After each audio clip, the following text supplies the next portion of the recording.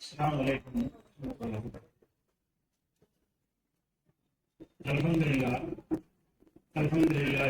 نحمده ونستعينه ونعوذ بالله من شرور أنفسنا ومن سيئات أعمالنا. من يهده الله فلا مضل له ومن يضلل فلا هادي له. وأشهد أن لا إله إلا الله وحده لا شريك له وأشهد أن محمدا عبده ورسوله. கண்ணியத்திற்குரிய எல்லாம் வல்ல அல்லாஹ் ஜல்ல ஷானஹு தஆலாவின் நல்லடியார்களே, மார்க்க கல்வியை கற்பதற்காக தங்களுடைய பொன்னான நேரங்களை ஒதுக்கி தேர்ச்சி பெற்றவர்களுக்கு பட்டங்களும் பரிசுகளும் வழங்கக்கூடிய இந்த நிகழ்ச்சியில நாமெல்லாம் பேரார்வத்துடன் கலந்து கொண்டிருக்கிறோம். இந்த நிகழ்ச்சியை பொறுத்த வரைக்கும் பெண்கள் மார்க்க கல்வியில தேர்ச்சி பெற வேண்டும், மார்க்க அறிவு பெண்களுக்கு ஆண்களை விட அதிக அளவில் தேவைப்படுகிறது என்ற நோக்கத்திற்காகத்தான் இந்த அல்ஜன்னா மகளிர் கல்லூரி ஆரம்பிக்கப்பட்டது. ஏன் பெண்களுக்கு மார்க்க கல்வி அதிகம் தேவைப்படுகிறது சொன்னால், உங்களுடைய பிள்ளைகளை வளர்ப்பதில், அவர்களை சிறுவயதிலிருந்து பயிற்றுவிப்பதில் ஆண்களுக்கு பெரிய பங்கு இருக்காது. அவர்கள் உழைப்பதற்காக, பொருளீட்டுவதற்காக பெரும்பாலும் வெளியில் தான் தன்னுடைய நேரங்களை செலவழிப்பார்கள். வீட்டிலே உங்களுடைய கரங்களில் தான் உங்களுடைய பிள்ளைகள் வளர்கின்றன. அப்படி வளர்கின்ற நேரத்தில் மார்க்க சம்பந்தப்பட்ட எல்லா விஷயங்களையும் உங்களிடமிருந்துதான் உங்களுடைய பிள்ளைகள் கற்றுக்கொள்ள வேண்டிய நிலை இருக்கிறது. அப்ப பெண்களாகிய உங்களிடமிருந்து மார்க்க கல்வியை அவர்கள் கற்றுக்கொள்வதாக இருந்தால் நீங்கள் மார்க்க கல்வியை பெற வேண்டும். மார்க்கத்திலே தேர்ச்சி பெற்ற நிலையை நீங்கள் அடைய வேண்டும். அப்படி அடைந்தால் நீங்களும் அதை வாழ்க்கையிலே கடைபிடித்து உங்களுடைய பிள்ளைகளையும் சந்ததிகளையும் குடும்பத்தாரையும் நல்வழியிலே கொண்டு செல்வதற்கு பாடுபடுவீர்கள் என்பதுதான் இதனுடைய நோக்கம். இந்த மார்க்க கல்வியிலே தேர்ச்சி பெற்று விளங்குவதில் ஆர்வம் ஊட்டுவதற்காக நபிகள் நாயகம் ஸல்லல்லாஹு அலைஹி வஸல்லம் காலத்தில் பெண்கள் எப்படி மார்க்க கல்வியில ஆண்களை கூட மிஞ்சுகிற வகையில் தேர்ச்சி பெற்றவர்களாக இருந்தார்கள் என்பதற்கு சில வரலாற்று குறிப்புகளை மாத்திரம் உங்களுக்கு நான் சொல்லிக் கொடுக்கிறேன்.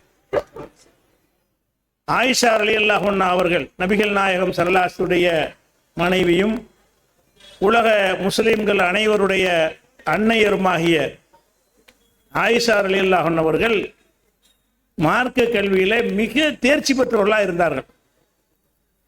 குர்ஆனுடைய ஒவ்வொரு வசனத்தை பற்றிய அறிவும் ஞானமும் அவர்களுக்கு இருந்தது.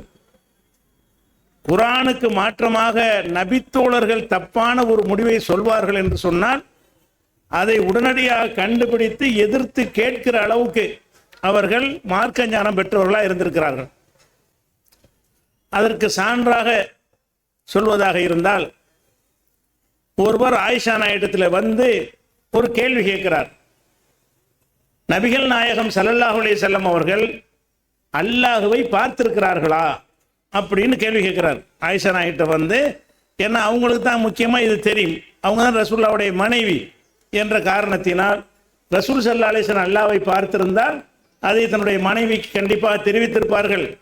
அவங்கள்ட்ட இது கேட்டுக்கிறோம் என்ற அடிப்படையில் கேட்குறாங்க. நபிகள் நாயகம் ஸல்லல்லாஹு அலைஹி வஸல்லம் அவர்கள் அல்லாஹ்வை பார்த்திருக்கிறார்களா என்ற ஒரு கேள்வி கேட்குறாங்க.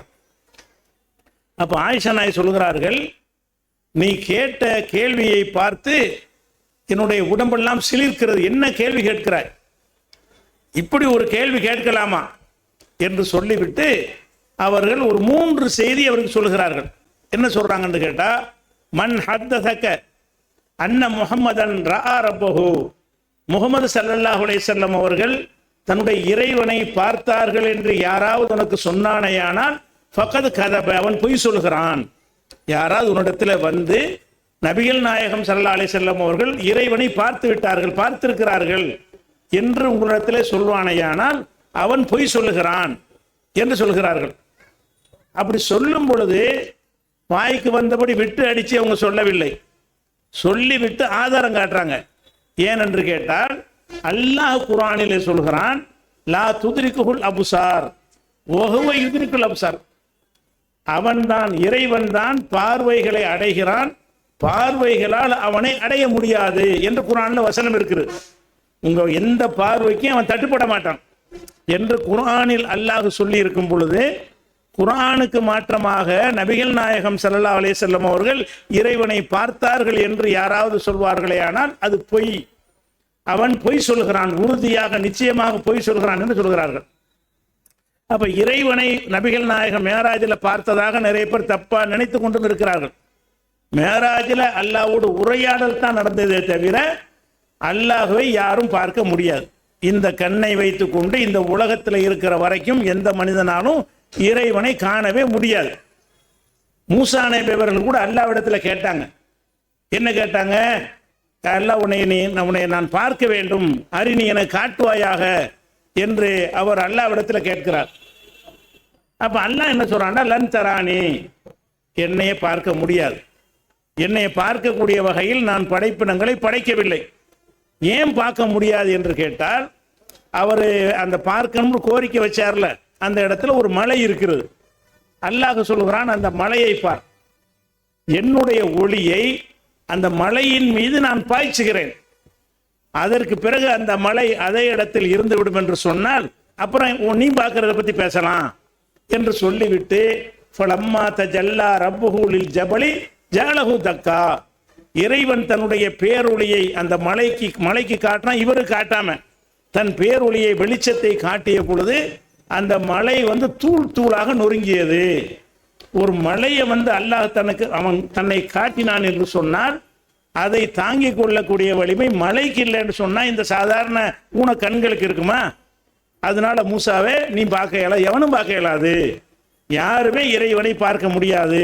ஆனா மறுமையில பார்ப்போம். மறுமையில நம்ம வேறு படைப்பா படைக்கப்பட்டுருவோம். நம்முடைய சக்தி, நம்ம முதுமை அடைய மாட்டோம், எப்பவும் இளைஞரா இருப்போம், மடைஞ்சலம் கழிக்க மாட்டோம். அது படைப்பே வேற இருக்கிறதுனால அந்த கண்களுக்கு பார்க்கிற சக்தி இருக்குது. திரும்ப எழுப்பின பிறகு அல்லாஹ்வை நம்ம எல்லாரும் பார்ப்போம்.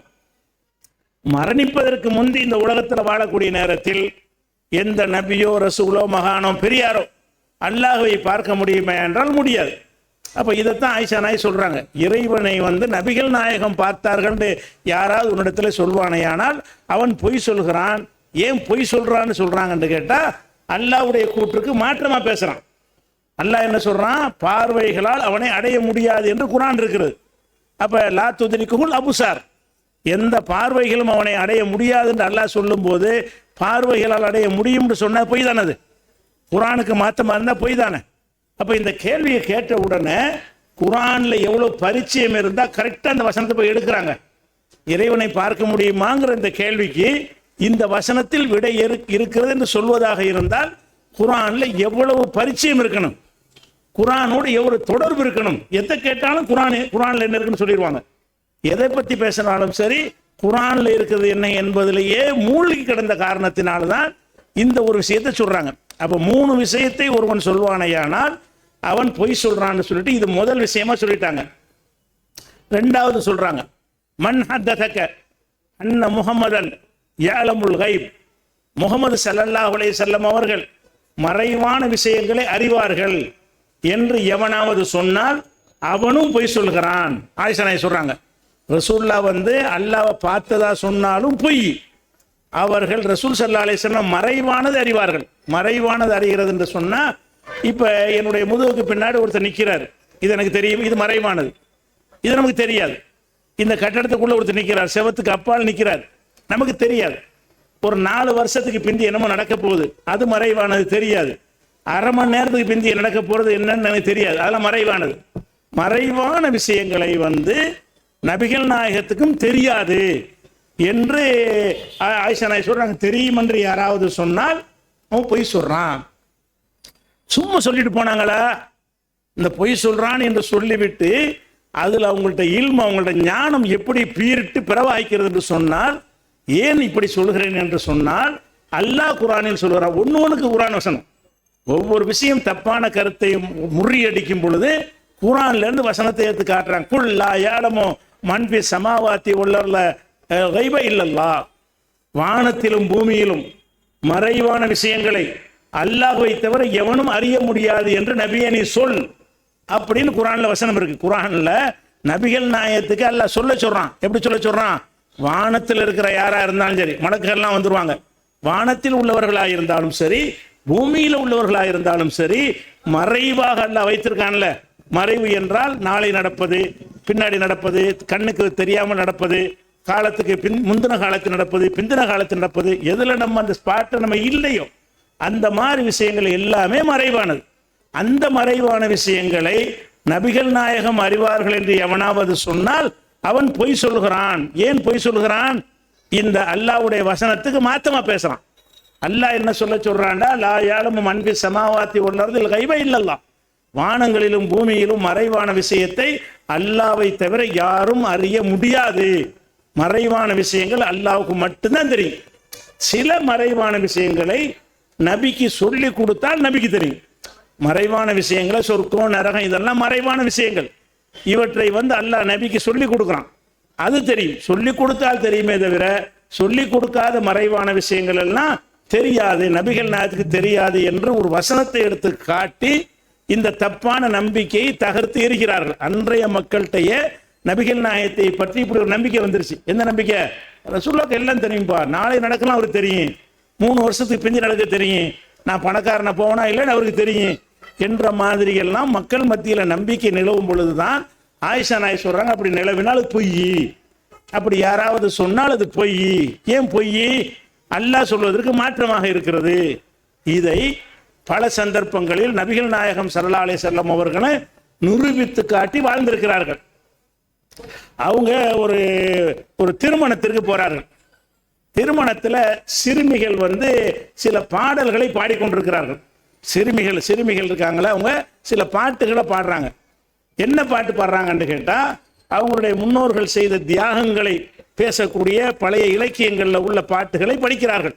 நாங்கள் அப்படி பரம்பரை இப்படி பரம்பரை, அதை செஞ்சோம் இதை செஞ்சோம். இன்னொரு ஹதீஸில் பத்ர் போரில் அவங்களுடைய குடும்பத்தார் செய்த தியாகத்தை பற்றி பாடியதாகவும் வருகிறது. அப்போ பத்ர் போரில் எங்கள் தாத்தா அப்படி செஞ்சாரு, எங்கள் வாப்பா இப்படி செஞ்சாருங்கிற மாதிரி அந்த சிறுமிகள் ஒரு பாட்டை எழுதி அந்த சிறுமிகள் பாடலை படிச்சுக்கிட்டு இருக்கிறாங்க. அப்போ நபிகள் நாயகம் ஸல்லல்லாஹு அலைஹி வஸல்லம் அந்த சபைக்கு வர்றாங்க. இந்த பாடலை வந்த உடனே படிச்சுக்கிட்டு இருந்த சிறுமிகள் என்ன பண்றாங்கன்னு கேட்டால் பாட்டை மாத்துறாங்க. என்ன மாத்துறாங்க? நபிகள் நாயகம் வர்றாங்க, அவங்களுக்கு தகுந்தவாறு நம்ம ஒரு பாட்டு படிப்போம் அப்படின்னு சொல்லி பழைய பாட்டை அப்படி சேஞ்ச் பண்ணி என்ன செய்யறாங்கன்னா, ஓ ஃபீனா நபியுன் யஅலமு மா ஃபீ கதின், இதோ நபி வந்து விட்டார், மறைவானது எல்லாம் அறியக்கூடிய நபி இதோ வந்து விட்டார் படிக்கிறாங்க. அவங்க வேற பாட்டு படிச்சுக்கிட்டு இருந்தாங்க. நபிகள் நாயகம் ஸல்லல்லாஹு அலைஹி வஸல்லம் பார்த்த உடனே என்ன செய்யறாங்கன்னு கேட்டா, ஓ ஃபீனா நபியுன் யஅலமு மா ஃபீ கதின், நாளை நடப்பதை அறியக்கூடிய நபி இதோ எங்களிடம் இருக்கிறார் என்று நபிகள் நாயகம் ஸல்லல்லாஹு அலைஹி வஸல்லத்தை புகழ்ந்து பாடி என்ன செய்யறாங்க, பாட்டிலே படிக்கிறாங்க. ரசூலுல்லாஹ் என்ன செய்யறாங்க, தைஹாத நிறுத்து, இந்த வார்த்தை நிறுத்து, இந்த பேச்சை நிறுத்து. ஃபைன்னஹு லா யஅலமுல் கைப இல்லல்லாஹ், மறைவானது அல்லாஹ்வை தவிர யார் அறிய முடியாது என்று நான் சொல்லிக்கிட்டு இருக்கிறேன். நீ மறைவானது எனக்கு தெரியுங்கிறியா? இந்த மாதிரி பேச்செல்லாம் பேசாத, இந்த மாதிரி பாட்டெல்லாம் பாடாத என்று நபிகள் நாயகம் ஸல்லல்லாஹு அலைஹி வஸல்லம் அவர்கள் இந்த மறைவானது தெரியுங்கிறனா எல்லா சாமியார் ஏமாத்துறாங்க. எல்லா மத குருமாரும் என்ன செய்யறாங்கன்னா, ஜோசியம் எல்லாமே மறைவான விஷயத்தான் சொல்லுவாங்க. ஆசி வழங்குறது மறைவான விஷயம்தான், எதிர்காலத்தை சொல்வது மறைவான விஷயம்தான், எத்தனை புள்ள குட்டின்னு சொல்றது மறைவான விஷயம்தான், நீ பணக்காரன் ஆவியான்னு சொல்றது மறைவான விஷயம்தான், உனக்கு நோயிலிருந்து குணம் அடைவாய் என்பது மறைவான விஷயம்தான். இதை சொல்லி தான் மக்கள் அப்படி பேர் ஏமாத்துறாங்க. ரசூலுல்லாஹ் என்ன சொல்றான், அல்லாஹ் சொல்றான், தெரியாது போய் சொல்லு. மனுஷன், நான் ஒரு மனிதன், மறைவான விஷயங்கள் எனக்கு தெரியவே தெரியாது என்று அல்லாஹ் சொன்னதுனால ஒரு சிறுமி அறியாமல் இந்த வார்த்தையை சொன்னதற்காக கண்டிக்கிறார்கள். சொன்னது சிறுமி தான். ஒரு சிறுமி இந்த பாட்டை படித்ததற்காக என்ன செய்யறாங்க, இப்படி சொல்ல விடு, இந்த பாட்டை விட்டு விடு. இப்போ கூலி பில்லத்தி தகூலின முதல்ல படிச்சுக்கிட்டு இருந்து அந்த பாட்டை படி, உங்க குடும்பத்தாரை பாராட்டிட்டு படிச்சல அதை வேண்டா படிச்சுட்டு போ. என்னையும் மறைவான விஷயம் அறிந்தவர் என்று சொல்றது நான் ஒத்துக்கொள்ள மாட்டேன் என்று நபிகள் நாயகம் ஸல்லல்லாஹு அலைஹி வஸல்லம் என்ன செய்யறாங்கன்னு கேட்டா, அதை அந்த தப்பான நம்பிக்கையை மாத்துறாங்க. அப்படி மாத்தின சமுதாயத்துல தான் என்ன கேள்வி வருதுன்னா, ரசூலுல்லாஹ்வுக்கு மறைவானது தெரியும்னு பேச ஆரம்பிச்சுட்டாங்க. ஆயிஷா நாயகி காதுக்கு உட்பட அவங்க கேட்குற அளவுக்கு பேச ஆரம்பிச்சிட்டாங்க. அதான் ஆயிஷா நாயகி மறுக்கிறாங்க. இப்போ எவனாவது ரசூல் ஸல்லல்லாஹு அலைஹி வஸல்லத்துக்கு மறைவானது தெரியும் என்று சொன்னால் அவன் நிச்சயமாக பொய் சொல்கிறான். ஏன் பொய் சொல்லுகிறான்? அல்லாஹ் யாருக்கும் தெரியாதுன்னு சொல்றான். மறைவான விஷயம் அல்லாஹ்வை தவிர யாருக்கும் தெரியாதுன்னு சொல்றான். அப்ப இவருக்கு தெரியும்னு சொல்வார்களே, ஆனால் அது பொய் தானே. அது குர்ஆனுக்கு மாத்தமா இருந்தா பொய் தானே. அப்ப குர்ஆன் மீது எவ்வளவுக்கு ஒரு நாலேஜ் இருக்கணும், எவ்வளவு யாவ சக்தி இருக்கணும். இந்த மாதிரி நம்பிக்கைக்கு இந்த வசனம் மறுப்பா இருக்குது என்று சொல்வதாக இருந்தால் குர்ஆன்ல இருந்து ஆதில இருந்து அந்த வரைக்கும் எத்தனை தடவை படிச்சிருக்கணும், எத்தனை தடவை ஈடுபாட்டோட கவனமாக அதை வாசித்திருக்கணும். அவ்வளவு நாலேஜ் இருக்க போய் தான் என்ன செய்யறாங்க, அந்த ஒரு விஷயத்தையும் சொல்லுகிறார்கள். அப்ப நபிகள் நாயகம் ஸல்லல்லாஹு அலைஹி வஸல்லம் அல்லாஹ்வை பார்த்தார்னு சொன்னாலும் அதுவும் பொய். நபிகள் நாயகம் ஸல்லல்லாஹு அலைஹி வஸல்லம் அவர்கள் மறைவான விஷயங்களை அறிவார்கள் என்று சொன்னாலும் அதுவும் பொய் என்று நபி ஸல்லல்லாஹு அலைஹி வஸல்லம் ஆயிஷா நாயகி அவர்கள் என்ன செய்யறாங்கன்னா அது விளக்கி சொல்றாங்க. அது பொய்ங்கிறத விளக்குறாங்க. அதே மாதிரி இன்னொரு சம்பவத்தை பாருங்க. ஒரு ஒரு ஒரு ஜனாசா இருக்குது. ஒரு ஆள் இறந்து போயிட்டார். இறந்து போன இடத்துல ஆயிஷா நாயகி இருக்கிறாங்க. அப்ப பல சஹாபாக்கள் இருக்கிறாங்க. அப்ப இப்னு உமர்ங்கிற சஹாபி சொல்றாங்க, மக்கள்லாம் அழுதுகிட்டு இருக்கிறாங்க. ஒரு பாடி இறந்து கிடக்கிறது. இறந்து கிடக்கிற ஜனாசாவுக்கு பக்கத்துல இருந்து எல்லாரும் அழுதுகிட்டு இருக்கிறாங்க. அப்ப இப்னு உமர் அவர்கள் சொல்கிறார்கள், இவங்க அழுவுற காரணத்தினால் இந்த மையத்துக்கு வேதனை நடக்குதுங்கிறாங்க. அதாவது மக்கள்லாம் அழுவுறாங்க, மையத்து கிடக்குது. இவங்க அழுவுற காரணத்தினால அந்த மையத்துக்கு வேதனை செய்யப்படுகிறது அப்படின்னு சொல்லி என்ன செய்யறாங்கன்னு கேட்டா மக்கள் பேசிக்கிறாங்க. இப்னு உமர் போன்ற சஹாபியெல்லாம் அங்க இருக்கிறார். அவர் இதை சொல்றார். எப்படி சொல்றாருன்னு கேட்டா, நபிகள் நாயகம் சொல்ல நான் கேட்டிருக்கிறேன், யாராவது அழுதார்கள் என்று சொன்னால், ஒரு ஜனாசாவுக்கு பக்கத்தில் இருந்து அழுதார்கள் என்று சொன்னால் அந்த ஜனாசாவுக்கு வேதனை செய்யப்படும் அப்படின்னு சொல்றாங்க.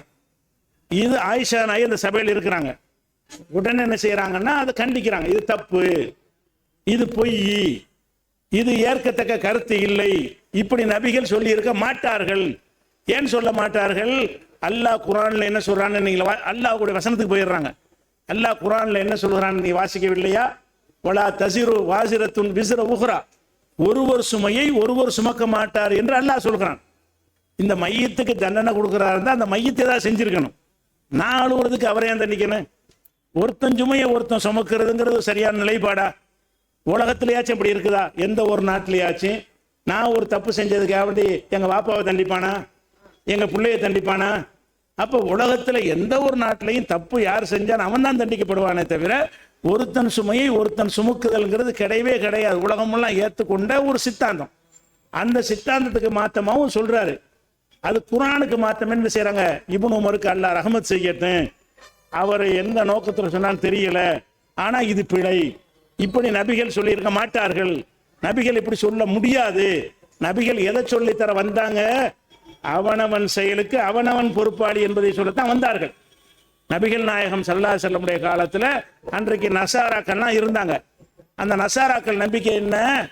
எல்லாருடைய பாவத்தையும் ஈசா நபி சுமந்துக்குருவாரு அப்படிங்கிற நம்பிக்கையில் அவங்க இருந்தாங்க. நம்ம எல்லாம் பாவியா பிறக்கிறோம், அந்த பாவத்தை எல்லாம் சுமப்பதற்காக தன்னை ஈசா நபி பலி கொடுத்தாரு என்று நசாராக்கள் நம்பிக்கொண்டிருந்தார்கள். அதை உடைக்கிறதுக்கு தான் இஸ்லாம் இதை சொன்னிச்சு. எப்படி ஒருத்தர் சுமை ஒருத்தர் எப்படி சுமக்க முடியும்? ஆதம் தப்பு செஞ்சார்னா ஆதமுக்கு தானே அது, அவர் பிள்ளைகளுக்கு அந்த பாவம் எப்படி வரும்? அப்படி வந்தா கூட அந்த பாவத்தை இவர் எப்படி சுமப்பாரு என்று கேட்கக்கூடிய வகையில் அல்லாஹ் குர்ஆன்ல பல வசனம் சொல்றான். அல்லாஹ் தஸிரு வாஸிரத்துன் விஸ்ர உஹ்ரா, ஒருவருடைய சுமையை ஒருவர் சுமக்க முடியாது. லைஸ லில் இன்சானி இல்லா மா ஸா, எந்த மனிதனாக இருந்தாலும் அவன் உழைத்தது தான் அவனுக்கு கிடைக்கும். நான் உழைத்தது அவனுக்கு கிடைக்காது, அவன் உழைத்தது அவனுக்கு கிடைக்கும். அவன் செஞ்சாமல் அவனுக்கு கிடைக்கும், அவன் செஞ்ச பாவம் அவனுக்கு தண்டிக்கப்படும் அப்படின்னு அல்லாஹ் சொல்லி இருக்கும் பொழுது இவங்க எல்லாம் உட்கார்ந்து அழுகுறதுனால இந்த மையத்திற்கு வேதனை செய்யப்படணும். இஸ்லாமிய அடிப்படை கொள்கையை தகர்க்கிற மாதிரி இவர் பேசியிருக்காரு. யார்? இப்னு உமர். அப்படி இப்னு உமருங்கிறது ஒரு பெரிய நிறைய ஹதீஸ்களை அறிவித்த ஒரு சஹாபி தான். என்னத்தை அறிவிச்சிருந்தாலும் அவர் என்ன கவனத்தில் சொன்னாரோ இப்படி ரசூல் நம்ம சொல்லி இருப்பாங்களா? நம்ம பொது அறிவே ஒத்துக்கிறதா? நீங்கள்லாம் அழுது அவன் ஏன் தண்டிக்கப்படணும்? ஒரு ஆளை தண்டிக்க நினைச்சா போய் உட்காந்து அழுதுட்டு வந்துடலாமே. ஒரு ஆள் அல்ல வேதனை செய்யணும், என்ன செய்யணும்? ஒரு 10 பேர் போக வேண்டியது, ஓண்டு அழுவ வேண்டியது. ஏன்டா அழுவுற? அவன் அவ்வளோ தண்டிப்பான். அப்ப இது அல்லாஹ்வுடைய மார்க்கத்தை ஒரு கேலி கூத்தாக்குற மாதிரி இருக்கா இல்லை இந்த சித்தாந்தம்? அதனால என்ன செய்யறாங்கன்னா அவங்க ஆயிஷா நாய் வந்து அது மாதிரி இருக்கிறாங்க. கிடையாது, இப்படி இஸ்லாத்தில் கிடையாது, இஸ்லாத்துக்கு மாற்றம் இது. இஸ்லாத்துக்கு மாற்றம்னு எதை வச்சு சொன்னாங்க? கண்ணை மூடிக்கிட்டு சொன்னாங்களா? குற்றாம்புக்கள் அடிச்சு விட்டாங்களா? ஆதாரத்தை எடுத்து சொல்றாங்க. குர்ஆனில் அல்லாஹ் என்ன சொல்லுகிறான்?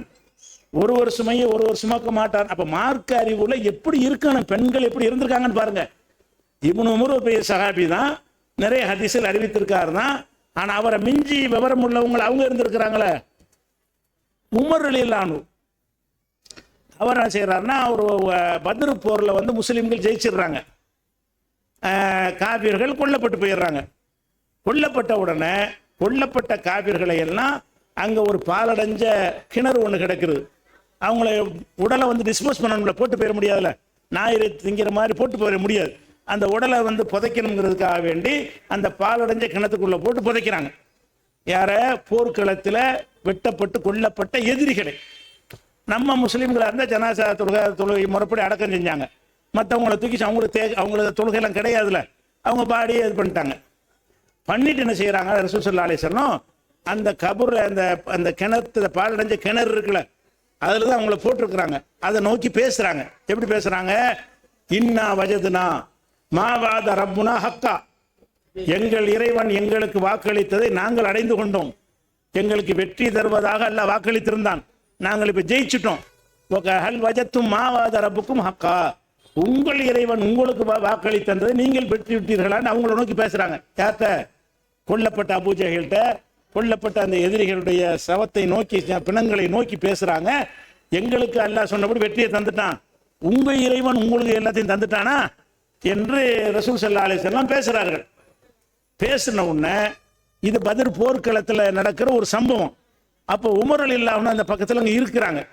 அவங்க என்ன செய்யறாங்கன்னு கேட்டா, அல்லாஹ்வுடைய தூதரை, இவங்க செத்த பணத்திட்ட போய் பேசுறீங்க, அவங்க செத்து போயிட்டாங்க, நம்ம தான் கொன்றோம், உயிர் இல்லை, வெறும் பாடி, அதை கொண்டு கிணத்துல போட்டிருக்கிறோம், அதை நோக்கி நீங்க பேசுறீங்களே, அது கல்லிமா அஜிசாதன் இல்ல அருவாகலகா, உயிரற்ற உடல்களோட பேசுறீர்கள் கேட்குறாங்க.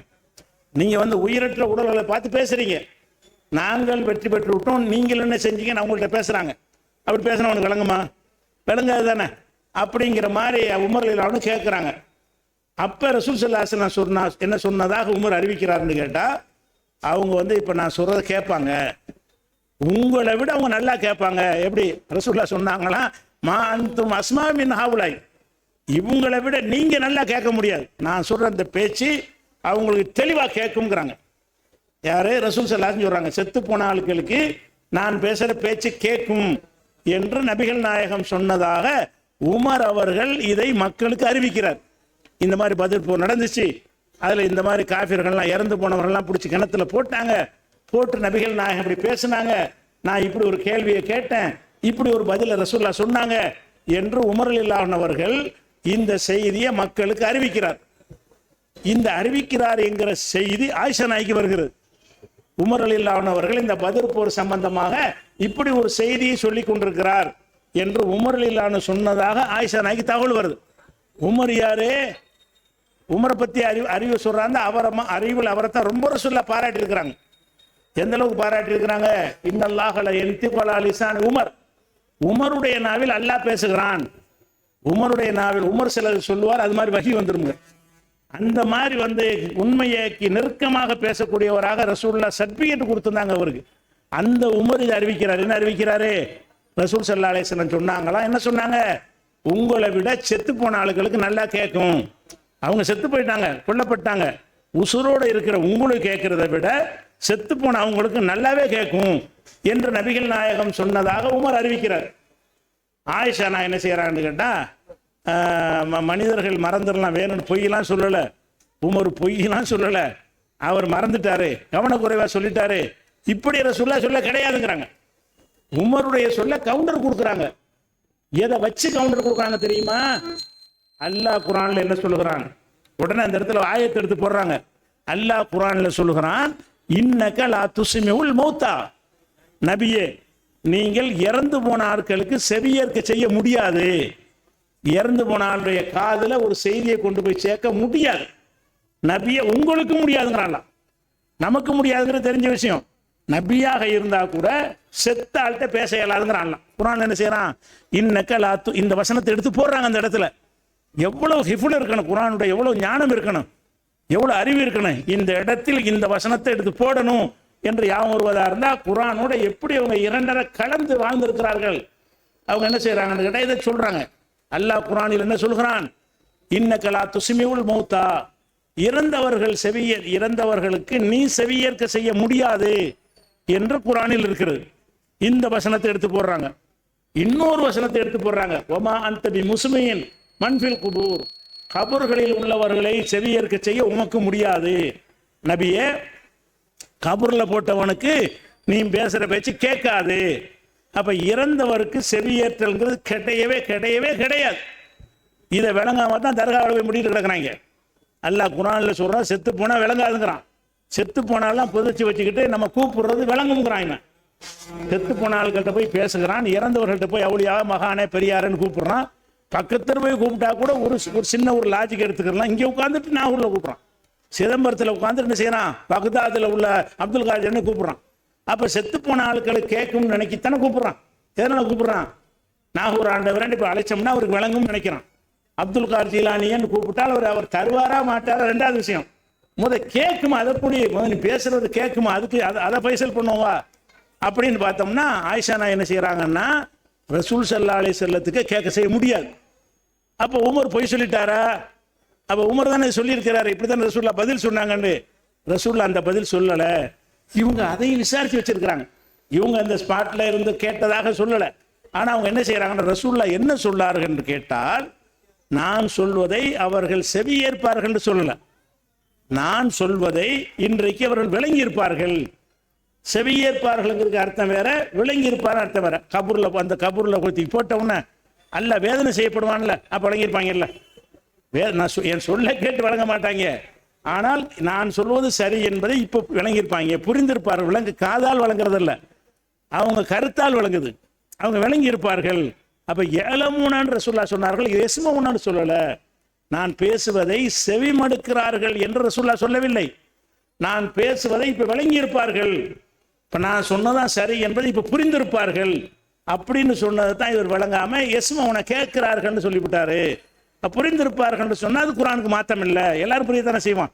ஒரு காஃபிர் அடக்கம் செய்யப்பட்ட பிறகு இஸ்லாம் தான் சரியான மார்க்கணும் அவனுக்கு புரியத்தானே செய்யும். ஆமாம், நான் இப்படி இருந்துட்டு வந்துட்டோம், இப்படி நம்ம மாட்டிக்கிட்டோமே, அப்போ இஸ்லாத்தை ஏற்றுக்கலாம நினைக்க மாட்டானா, புரிய மாட்டானா? அப்ப காஃபிர்கள் மரணத்திற்கு பிறகு சத்தியத்தை புரிந்து கொள்வார்கள் என்றதை ரசூலுல்லாஹ் சொன்னாங்க. இந்த புரிந்து கொள்வார்கள்ங்கிறதுக்கு பதிலாக இவர் என்ன செஞ்சாருன்னா, செவியேற்கிறார்கள்னு வார்த்தையை போட்டு விட்டாரு.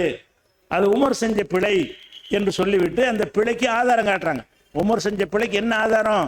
குர்ஆனுடைய வசனத்தை எடுத்து கபூர்ல உள்ளவங்களை கேட்க செய்ய முடியாது, இறந்து போனவர்களை கேட்க செய்ய முடியாது என்கிற ஒரு விஷயத்தை என்ன செய்யறாங்க, எடுத்து காட்டுறாங்க. அப்ப எஸ்மவுன என்று சொல்லவில்லை, ஏலமுன என்று தான் சொன்னார்கள். அப்போ உமர் எப்படிப்பட்ட ஒரு பெரிய மார்க் அறிஞர், அவருடைய கருத்துக்கேற்ப வஹியெல்லாம் வந்திருக்கிறது. அவர் பிழை விட்டால் கூட கண்டுபிடிக்கும் ஞானம் உள்ளவர்களாக இருந்தாங்களே, பெண்ணு தானே அவங்க, பெண்ணாக இருந்தார்கள், அவர்களுக்கு பல வேலைகள் இருந்தது. அவங்களை நோக்கி மக்கள் படையெடுத்து மார்க்கத்தை கற்றுக்கொள்வதற்கு வருவார்கள். அப்படியான முழு நேர பணியில ஈடுபட்டிருந்தும் கூட அவங்களுக்கு இந்த குர்ஆன்ல ஆய்வு செய்வதற்கு நேரம் இருந்திருக்கிறது, அதில் ஆய்வு செய்வதற்கு ஈடுபாடு இருந்திருக்கிறது. முழு அளவுக்கு ஃபிங்கர் டிப்புமாங்கல்ல, வேற நுனியில வைத்திருப்பார்கள். அப்படி எந்த ஒரு விஷயம் காதுக்கு வந்தாலும் சரியா இருந்தா பேசாம இருப்பாங்க, தப்பா இருந்தா கண்டிச்சிருவாங்க. தப்பு இது, எது சொன்னாலும் தப்புன்னு கண்டுபிடிச்சிருவாங்க. அவ்வளவு நாலேஜ் அவங்களுக்கு இருந்திருக்கிறது. அதே மாதிரி ஹதீஸ்ல ரொம்ப அறிவித்த ஆள் அபூ ஹுரைரான்னு சொல்லுவோம். ஹதீஸுகள்ல அறிவிப்பாளர்னு பார்த்தீங்கன்னா அதிகமான ஹதீஸுகளை அறிவித்தவர் யாருன்னு கேட்டா அபூ ஹுரைரா என்கிற ஒரு சஹாபி தான் நிறைய ஹதீஸுகளை அறிவித்திருக்கிறார். அவர் என்ன செய்யறாருன்னா, ஒரு ஹதீஸை அறிவிக்கிறார் மக்கள்கிட்ட. எப்படி அறிவிக்கிறாருன்னு கேட்டா, இந்த பீடை சகுனம்னு பார்க்குறோம்ல, சகுனம்னா என்ன, பூனை குறுக்க போனால் அப்படி நடக்கும், யானை குறுக்க போனால் இப்படி நடக்கும், ஒரு கிளவி முன்னாடி வந்தால் இப்படி நடக்கும், ஒரு வெள்ளையா போன ஒருத்தன் தான் இப்படி நடக்கும், யானை போனால் அப்படி நடக்கும், மாடு போனால் இப்படி நடக்கும், வெறுங்கூடத்தோட போனால் இப்படி நடக்கும், தண்ணி கூடத்தோட போனால் இப்படி நடக்கும், இப்படின்னு சொல்லி ஒன்றுக்கு சம்மந்தம் இல்லை. பள்ளி இப்படி கத்தினா இந்த விளைவு ஏற்படும், இப்படின்னு ஒன்றுக்கு பள்ளிக்கு இப்போ சகுனம், எல்லாத்துக்கும் சகுனம் வச்சிருக்கிறாங்க. காக்கா கத்தினா விருந்தாளி வருவாங்க அப்படின்லாம் சொல்றாங்கல்ல, இதுக்கு பேர் சகுனம். சம்பந்தம் இல்லாமல் ஏதோ நடக்கிறத வச்சுக்கிட்டு இவன் சம்பந்தப்படுத்துறது. இதுக்கு பேர் சகுனம். இது கூடான்ற சொல்ல தருத்தாங்களா தீரத்தை பில் இஸ்லாம். இஸ்லாத்தில் சகுனம்ங்கிற கிடையவே கிடையாது. எதையும் எதனோட முடிச்சு போடக்கூடாது. அதுக்கு சம்பந்தம் இருந்தால் தான் முடிச்சு போடணும். ஒரு சம்பந்தம் இருக்க. நம்ம ஒருத்தன் கீழே விழுந்துட்டான், அவன் கீழே விழுந்ததுனால நான் போற காரியம் சரியா இருக்கான்னு நினைக்கலாமா? ஒருத்தன் வர கீழே விழுந்துட்டான், நான் புறப்பட்டு இருக்கிறேன், ஆஹா இவன் கீழே விழுந்துட்டானே, நான் போற காரியம் என்ன ஆகும்? அவன் கீழே விழுந்து அவனுக்கு உனக்கு என்னடா? அதனால நீ போற காரியத்துக்கு அதில் என்ன சம்பந்தம் இருக்கிறது? காக்கா வந்து அதனுடைய பசிக்கு கத்துதா இல்லை சக காக்காய்களை அழைப்பதற்கு கத்துதா? அதே ஒரு நோக்கத்துக்கு கத்துது, அது தேவை கத்துது. அதில் வந்து உங்களுக்கு போய் அந்த எந்த வீட்டுல இருந்து பார்த்து விருந்தாளியை பார்த்துட்டு புறப்பட்டு வந்துட்டாங்கன்னு பார்த்து உங்களுக்கு செய்தி சொல்ல வருதா? விருந்தாளி வருமா? காக்கா கத்தனை என்ன வரும்? விருந்தாளி வரும். இந்த மாதிரி எல்லாம் என்ன செய்யறாங்கன்னா பலவிதம் நல்ல சகுனம் கெட்ட சகுனம் வைத்திருக்கிறார்கள். போற காரியத்தை செய்யவே மாட்டான், நிறுத்திக்கிடுவான். ஒரு சகுனத்தை பார்த்து விட்டு என்ன செய்வான்? போய்கிட்டே இருப்பான். நெத்தி வந்து நிலையில முட்டிடுவான். ஆஹா நிலையில முட்டிச்சு போகக்கூடாது, இந்த காரியம் வழங்காது உட்காந்துருவான். பயணத்தை ரத்து பண்ணிடுவாங்க. நிலையில முட்டினா நீ கவனம் இல்லாமல் முட்டி விட்டதுக்கு என்ன செய்யறது? நிலை சின்னதாக இருக்கு, நீ கவனம் இல்லாமல் இருந்திருக்கிற. நம்முடைய கவனக்குறைவாக நடந்த ஒரு செய்திக்காக வேண்டி புறப்பட்ட பயணத்தை நிப்பாட்டுறான்ல, இதுக்கு பேர் சகுனம். இது இஸ்லாத்தில் கிடையாது. இஸ்லாத்தில் ஒரு முஸ்லீமாக இருந்தானே ஆனால் எந்த காரியத்தையும் எதனோடையும் சம்பந்தப்படுத்தக்கூடாது. சம்பந்தம் இருந்தா சம்பந்தப்படுத்தணும். சம்பந்தம் இருந்தான்னா என்ன அர்த்தம்? நம்ம விஷத்தை திண்டா செத்துருவோம் இருக்குல்ல, அது சம்பந்தம் இருக்குது. விஷத்தை நான் சாப்பிட்டு வைங்க, நான் செத்துருவேன், இது சம்பந்தம் இருக்குது. அப்ப எவனோ விஷம் திண்டா நான் செத்துருவேன்னா சம்பந்தம் இல்லை. அப்ப எதோ நடப்பதை வைத்தெல்லாம் என்ன செய்யறாங்கன்னு கேட்டா அந்த சகுனத்தை பார்க்கறாங்க. இது இஸ்லாத்தினுடைய அடிப்படை கொள்கைங்க. இந்த கொள்கைக்கு மாத்தமாக அபூ ஹுரைரா என்ன செய்யறாருன்னு கேட்டா சகுனம் இல்லதான், 3 விஷயத்துல மட்டும் இருக்குங்கிறார். அவரா சொன்னா பரவாயில்லை, ரசூலுல்லாஹ் சொன்னாங்கிறாரு. அபூ ஹுரைரா சொல்லுகிறாரு சகுனம் கிடையாதுதான், 3 விஷயத்துல வந்து நம்ம சகுனம் பார்க்கலாம். அது என்ன 3 விஷயத்துல பார்க்கலாம்? ஒருத்தன் வந்து கல்யாணம் பண்றான். கல்யாணம் பண்ண உடனே கொஞ்சம் கஷ்டமாயி போச்சு. இந்த பொம்பளைனால தான் சொல்லலாமா? அது என்ன வந்த மனைவினால தான் இது ஏற்பட்டுச்சு. கல்யாணம் பண்ணிட்டு வர்றான்ல, கல்யாணம் பண்றதுக்கு முன்னாடி கொஞ்சம் நல்லா செழிப்பா இருந்துருப்பான்னு வைங்க. கல்யாணம் பண்ண பிறகு தரத்தனை முடிச்சு வச்சுட்டு வைங்க. என்ன நிறைய வீடுகள் இப்ப நடக்கும். நிறைய குடும்பங்கள் என்ன செய்வாங்க, இப்ப வந்த நேரம் தான் அப்படி அப்படின்னு சொல்றாங்கல்ல, அது செய்யலான்னு ரசூலுல்லாஹ் சொன்னாங்களாம். அது ஒரு பெண்ணு வர்றதை வச்சு நம்ம என்ன செய்யலாம் முடிவு பண்ணலாம். அல்லது நீ வறுமையில இருந்த ஒரு பெண்ணை கல்யாணம் பண்ண, பணக்காரனை போயிட்ட, இந்த மகராசி வந்த அதனால தான் பணக்காரனை போயிட்டேன், அதுவும் இந்த மார்க்கத்தில்.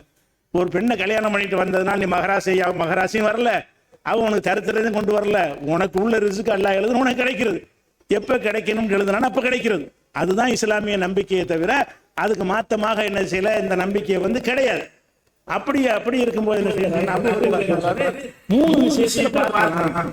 3 விஷயத்துல ஒரு பெண் மனைவியை தேர்ந்தெடுக்கிற விஷயத்துல அவள் வருவதை வைத்து நல்லதாகவும் அவளை மனைவி கொடுத்து வர மாட்டீர்கள்.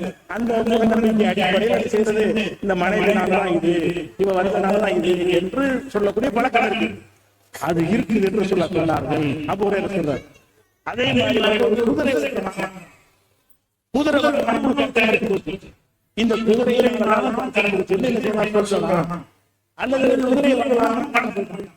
இந்த குதிரை நல்ல ராசியான குதிரை அப்படி சொல்றோம்ல, ராசியான ஆளு, ராசியான மூஞ்சி, ராசியான குதிரை அப்படி நினைக்கிறீங்க. இந்த இந்த 3 பெண் விஷயமாக குதிரை விஷயமாக குடியிருக்கிற வீடு விஷயத்தில் பார்த்துக் கொள்ளலாம். ஒருத்தர் என்ன செய்யறான், ஒரு வீட்டுல குடியேறான். அந்த வீட்டு குடியேற நேரம் பார்த்து ஓகோண்டு காசு கொட்டுது. அவன் என்ன நினைக்கலாம், இந்த வீட்டுனாலதான் நமக்கு வந்துச்சு, இது ராசியான வீடு, இந்த வீட்டுக்கு வந்தமா வரக்கத்து கொட்டுது அப்படின்னு நினைக்கிறான்ல, அப்படி நினைக்குவான். அல்லது ஒரு வீட்டுக்கு மாறிக்கு போவான், சாப்பாட்டுக்கே கஷ்டப்படுற மாதிரி நிலைமை ஆகி போயிடும்.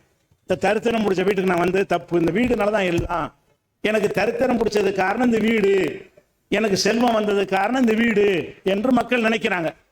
இது ரசூலுல்லாஹ் சொல்றாங்களா எப்படி? அஷ்ஷூமு ஃபித்தாரி உல் மர்அத்தி உல் ஃபரசி. 3 விஷயங்கள் நீங்க சவுனம் பார்த்து கொள்ளுங்கள் என்று ரசூலுல்லாஹ் சொன்னார்கள். பெண் விஷயத்தில் நீங்கள் கவனம் பார்த்துக் கொள்ளுங்கள், வீடு விஷயத்தில் கவனம் பார்த்துக் கொள்ளுங்கள், குதிரை விஷயத்தில் கவனம் பார்த்துக் கொள்ளுங்கள் என்று ரசூலுல்லாஹ் சொன்னாங்க.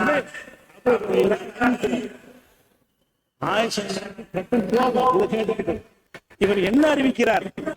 ரசூல் ஸல்லல்லாஹு அலைஹி வஸல்லம் அவர்கள் அறவே லாத்தியர்த்த சகுனமே கிடையாது என்று சொல்லி இருக்கும் பொழுது இவர் இந்த செய்தியை அறிவிக்கிறார், தப்பா அறிவிக்கிறாரு. உண்மை என்னவென்று சொன்னால் ரசூல் ஸல்லல்லாஹு அலைஹி வஸல்லம் இதை பத்தி பேசினாங்க. ஒரு வரியை விட்டுட்டு அவர் அறிவிக்கிறார், இந்த மூன்றிலையும் சகுனம் உள்ளது என்று யூதர்கள் சொல்கிறார்கள், அவர்கள் நாசமா போகட்டும் ரசூலுல்லாஹ் சொன்னார்கள். அந்த வார்த்தையை விட்டுறாரு இவர். ஆயிஷா என்ன சொல்றாங்கன்னா, ரசூலுல்லாஹ் என்ன சொன்னாங்க தெரியுமா? லானத்துல்லாஹி அலல் யஹூதி வன் நஸாரா, யஹூதி நசாராக்களுக்கு சாபம் உண்டாகட்டும், அவங்க தான் இந்த மூணுலையும் சகுனம் பார்க்குறாங்க, நம்ம கிட்ட அது கிடையாது. அப்ப மூணு விஷயத்தில் சகுனம் இருக்குது என்று ரசூலுல்லாஹ் சொல்லல, சகுனம் இருப்பதாக யூதர்கள் சொல்கிறார்கள், அவர்கள் நாசமாகட்டும். இந்த மூட நம்பிக்கை உள்ள காரணத்தினால் அவர்கள் அல்லாஹ்வுடைய சாபம் என்று ரசூலுல்லாஹ் சொன்னார்கள் என்று ரசூலுல்லாஹ் சொல்லி இருக்க, இவர் அந்த பாதியை மறைச்சிட்டு இல்லை, வேணும்னு மறைக்க மாட்டேன், மறந்துட்டு கவனக்குறைவுல நிறைய ஹதீஸ் மனப்பாடம் பண்ணாரு இல்லையா, கவனக்குறைவுல இதை மூணுல இருக்குங்க, மூணுல இருக்குதுங்கிறது சொல்றது யூதர்கள் சொல்றாங்க, தப்புன்ற சொல்றாங்க. மூன்றிலும் சகுனம் பார்க்கலாம் என்று யூதர்கள் சொல்றாங்க, அதுவும் தப்பு என்று நபிகள் நாயகம் ஸல்லல்லாஹு அலைஹி வஸல்லம் சொல்லி இருக்க, இந்த வரியை விட்டுட்டு மேல உள்ள வரியை மட்டும் அவர் அறிவிச்சு விட்டாரு. அதனால இது இஸ்லாமிய அடிப்படைக்கு மாத்தமாக இருக்கும் என்று சொல்லிட்டு ஒரு வசனத்தையும் எடுத்து காட்டுறாங்க. உங்களுக்கு எந்த ஒரு முசீபத்தும் வந்தாலும் அது வருவதற்கு முன்னால் அல்லாஹ்வுடைய பதிவேட்டில் உள்ளபடிதான் நடக்கிறது. ஒரு பொம்பளை வரதுனால காசு வராது, வறுமை வராது. ஒரு வீட்டை வாங்குறதுனால செல்வம் வராது, வறுமை வராது. ஒரு குதிரை வாங்குறதுனால செல்வம் வராது, வறுமை வராது. அல்லாஹ் வருவதற்கு முன்னாடி நமக்கு எத்தனாம் தேதி என்ன வரணும் எழுதினா அதுதான் விதிப்படி நடக்கிறதே தவிர அதனால நடக்கிற ஆயத்தையும் ஓதி காட்டுறாங்க. இது குர்ஆன் அப்படி சொல்லுகிறது. குர்ஆனுக்கு மாத்தமாக பால் விருத்தி அறிவிக்கிறார். இந்த விஷயம் எந்த இஸ்லாமிய இந்த நம்பிக்கை ஒரு மனுஷன்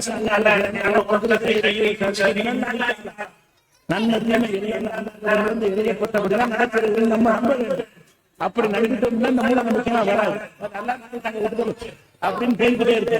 அப்படி இல்லைன்னு சம்பந்தப்படுத்தும் அந்த விதிங்கிற ஒரு பாராளுமன்ற நம்மகிட்ட இல்லை என்று சொன்னால் நம்ம என்ன செய்வோம், தேவையில்லாதெல்லாம் ஒரு சம்பந்தப்படுத்துவோம். இவனாலதான் புள்ள பிறந்துச்சுன்னா, ஒரு புள்ள பிறந்தவன ஒரு கஷ்டம் வந்துருச்சுன்னா தருத்தர் முடிச்ச புள்ளம்மா பெத்த அப்பனே என்ன செய்வான், பிள்ளைய ராசி இல்ல ஒரு புள்ள வந்தவன காசு ராசி இல்ல கடையை திறப்போம், ஏன் புள்ள ராசியான பிள்ளை, ராசியான பிள்ளையும் கிடையாது. உனக்கு எழுத நேரத்தில் எழுத அதான் அப்ப இந்த மாதிரி இது ஒரு விஷயமாக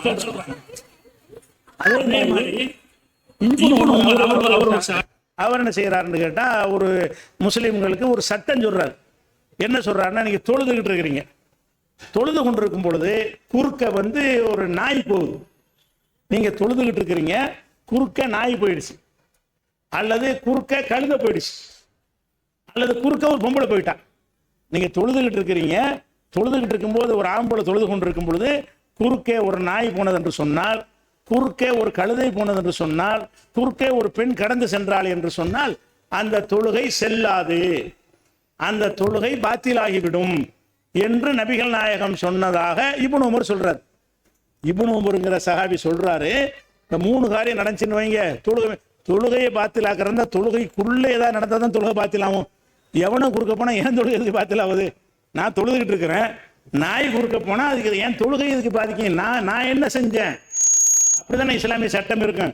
இவர் என்ன செய்யறாருன்னா, இந்த மூணு விஷயத்தையும் சொல்றாரு. அது குறுக்க கழுத போனாலும் தொழுகை முறிஞ்சிடும், குறுக்க நாய் போனாலும் தொழுகை முறிஞ்சிடும், குறுக்க பொம்பளை போனாலும் தொழுகை முறிஞ்சிடும் அப்படின்ற ஒரு செய்தியை நபிகள் நாயகம் சொன்னதை அறிவிக்கிறார். அவர் அறிவிக்கல, நபிகள் நாயகத்தின் பேரை பயன்படுத்தி இப்னு உமர் அறிவிக்கிறார்.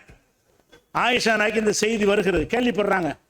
கேட்டவொன்னு செய்யறாங்க, இவர் எங்களையெல்லாம் கழுதை ஆக்கிட்டாரா, எங்களையெல்லாம் நாய் ஆக்கிட்டாரா, பெண்களாகி எங்களை நாயோட ஒப்பிட்டு விட்டார். நாய் போனாலும் தொழுக முறையும், பொம்பளை போனாலும் முறையும் என்ன அர்த்தம்? நாங்களாம் நாய் கழுதையாக ஆயிஷா என்ன செய்யறாங்க, முதல் லாஜிக்கா அதை கிண்டல் பண்றாங்க. அதல்த்து மூணாபில் கிலாபி, எங்களை நாயோட சமமாக்கிட்டீங்களா, நாய் கணக்கில் எங்களை எல்லாம் பெண்கள்லாம் சேர்த்துட்டீங்களா என்று கேட்டுவிட்டு அப்புறம் சட்டத்தை சொல்றாங்க. அவர் சொல்வது பிழை.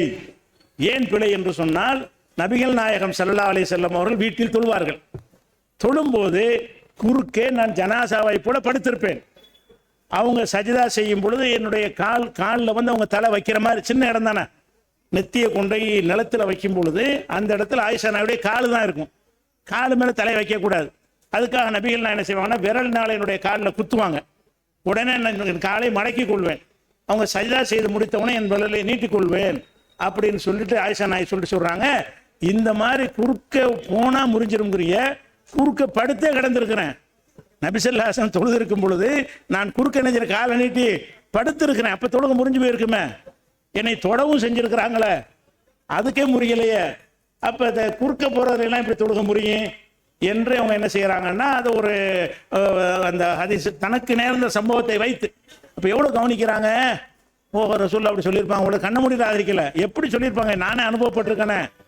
நானே நபிகள் நாயத்துக்கு முன்னாடி ஜனாசா மாதிரி குறுக்க இப்படி தொழுவுறாங்க, இப்படி படுத்திருப்பாங்க. அவங்க ரசூலுல்லாஹ் இப்படி தொழுவாங்க, ஆயிஷா குறுக்க படுத்திருப்பாங்க. அப்ப குறுக்க படுத்திருந்தாங்கன்னு சொன்னா குறுக்க போற மாதிரி தானது. அப்ப குறுக்க படுத்துக்கிட்டு இருக்கும்போது ரசூலுல்லாஹ் தொழுது இருக்கிறாங்க, நான் தொழுவ போறேன் நவுண்டுக்கு, பொம்பளையெல்லாம் குறுக்க வரக்கூடாது அப்படின்னு ரசூலுல்லாஹ் சொல்லலையே. அப்ப நபிகள் நாயகம் சொன்னதுக்கு மாத்தமா இவர் எப்படி சொல்லலாம் அப்படின்னு சொல்லி என்ன செய்யறாங்கன்னா, எதுக்கு சொல்றேன்னு கேட்டா மார்க் அறிவு எப்படி இருக்குது பாருங்க. எல்லாத்தையும் கவனிக்கிறாங்க. ஒருத்தர் சொன்னா கண்ணை மூடிட்டு ஏற்றுக்கொள்ள கூடாது.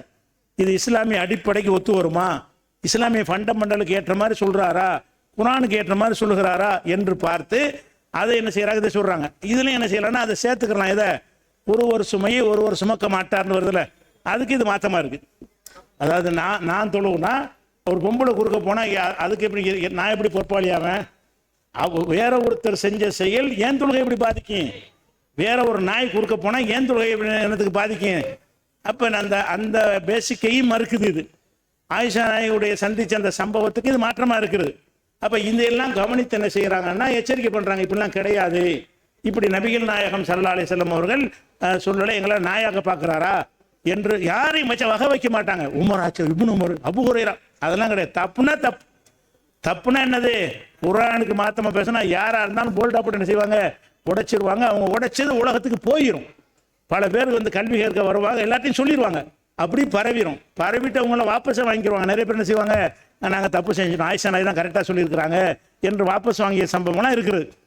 அதுக்கு ஒரு சம்பவம் சொல்வதாக இருந்தா, இப்போ நம்ம நோன்பு வைக்கிறோம். நோன்பு வைக்கும் பொழுது குளிக்க தொழுகை நடத்துறோம்ல, தொழுகை நடத்துவதாக இருந்தால் நம்ம குளிப்பு கடமையாக இருக்குன்னு வைங்க, குளிக்காமல் தொழ முடியுமா? நாம் கணவன் மனைவி சந்தோஷமாக இருந்து விட்டு சுப நேரத்தை அடைகிறாங்க, குளிக்காமல் தொழ முடியுமா? அவங்க இல்லறத்தில் ஈடுபட்டால் என்ன செஞ்சாகணும், குளிச்சாகணும். குளிச்சுட்டு தான் தொழுக வேண்டும். குளிப்பு கடமையாக இருக்கும் பொழுது குளிக்காத முறையில் என்ன செய்யக்கூடாது, தொழுகை நடத்தக்கூடாது என்று அறிந்து வைத்திருக்கிறோம். இது அபூ ஹுரைரா என்ன பண்ணுறாருன்னு கேட்டால், நோன்பு இப்படி தான் நினச்சிக்கிட்டார் அவர். தொழுகைக்கு தான் இந்த சட்டம். நோன்பு நீங்கள் இல்லறத்தில் ஈடுபட்டு சுபுகு நேரத்தில் வரும்போது குளிப்பு கடமையாக இருந்தீங்கன்னு வைங்க, உங்களுக்கு நோன்பு கிடையாது அப்படிங்கிறாரு. அவர் எதுலேருந்து கேட்கிறாரு, தொழுகை மாதிரி நினச்சிக்கிட்டார் அவர். எப்படி வந்து தொழுகை கடமையாக இருக்கும்போது குளிப்பு கடமையாக இருக்கும்போது தொழ முடியாதுல, குளிச்சுட்டு தானே தொழணும்.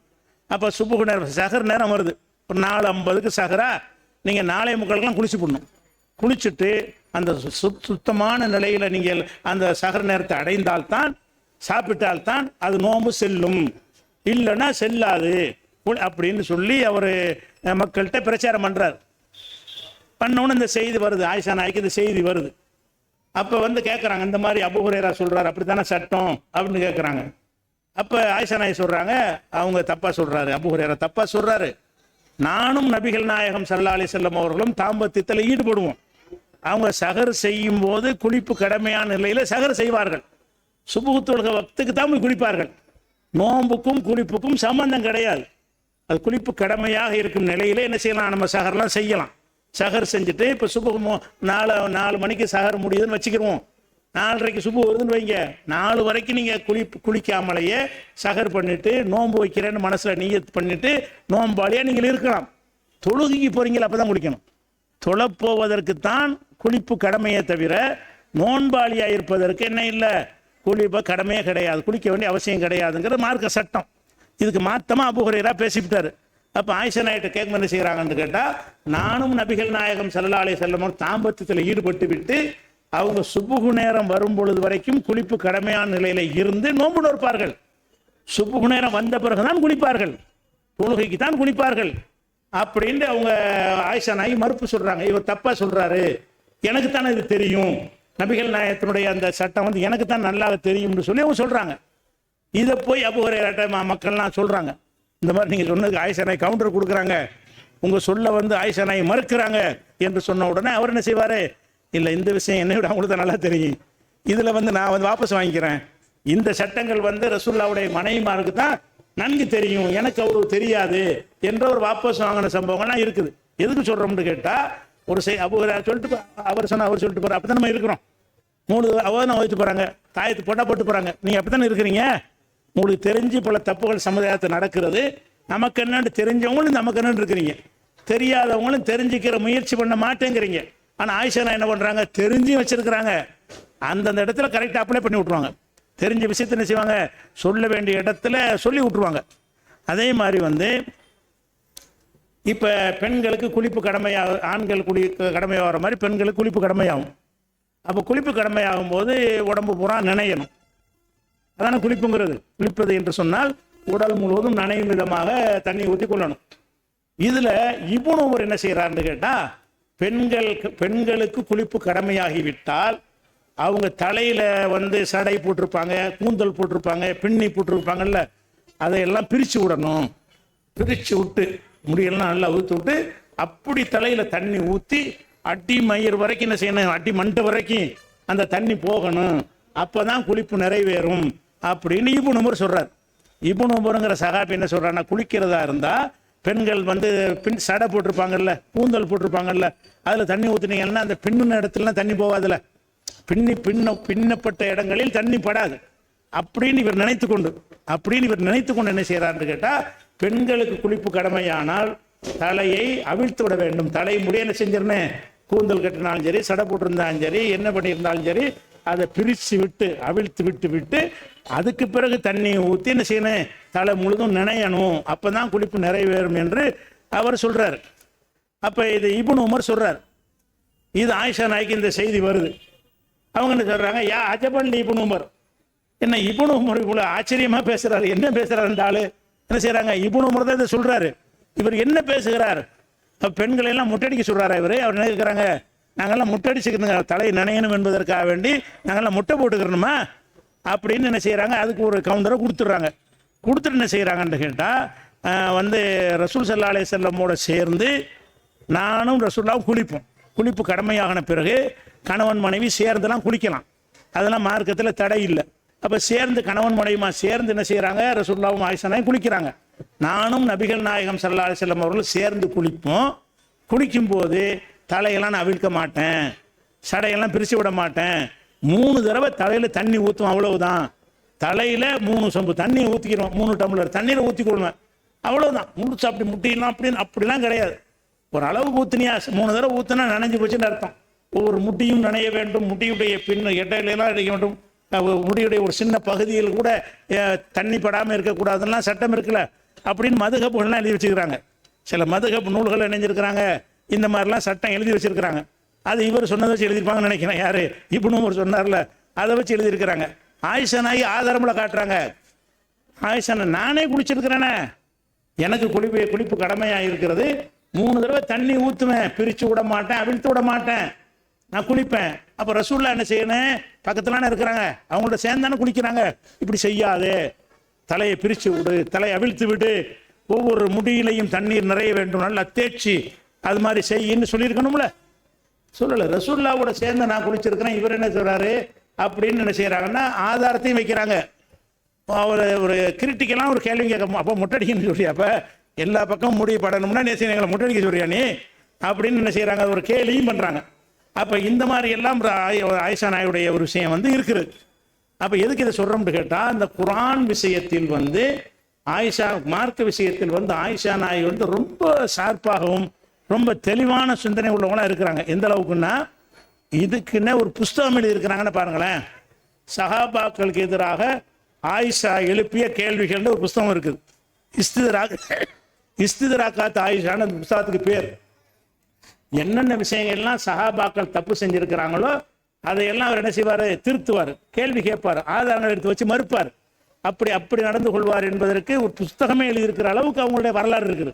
இதை 1-2 கிடையாது, தனியாக புஸ்தகமே எழுதி இன்னென்ன விஷயங்களை எல்லாம் ஆயிஷா நாய் வந்து பதில் கொடுத்திருக்கிறார்கள், பெரிய பெரிய சஹாபாக்களை எதிர்த்திருக்கிறார்கள் பெரிய பெரிய சகாபாக்கள் தவறாக சொன்னாலும் அது தவறு என்று உணர்த்தி இருக்கிறார்கள் என்றெல்லாம் நூல்கள் எழுதப்படுற அளவுக்கு அவங்களுடைய வரலாறு ரொம்ப அதிகமாக இருக்கிறது.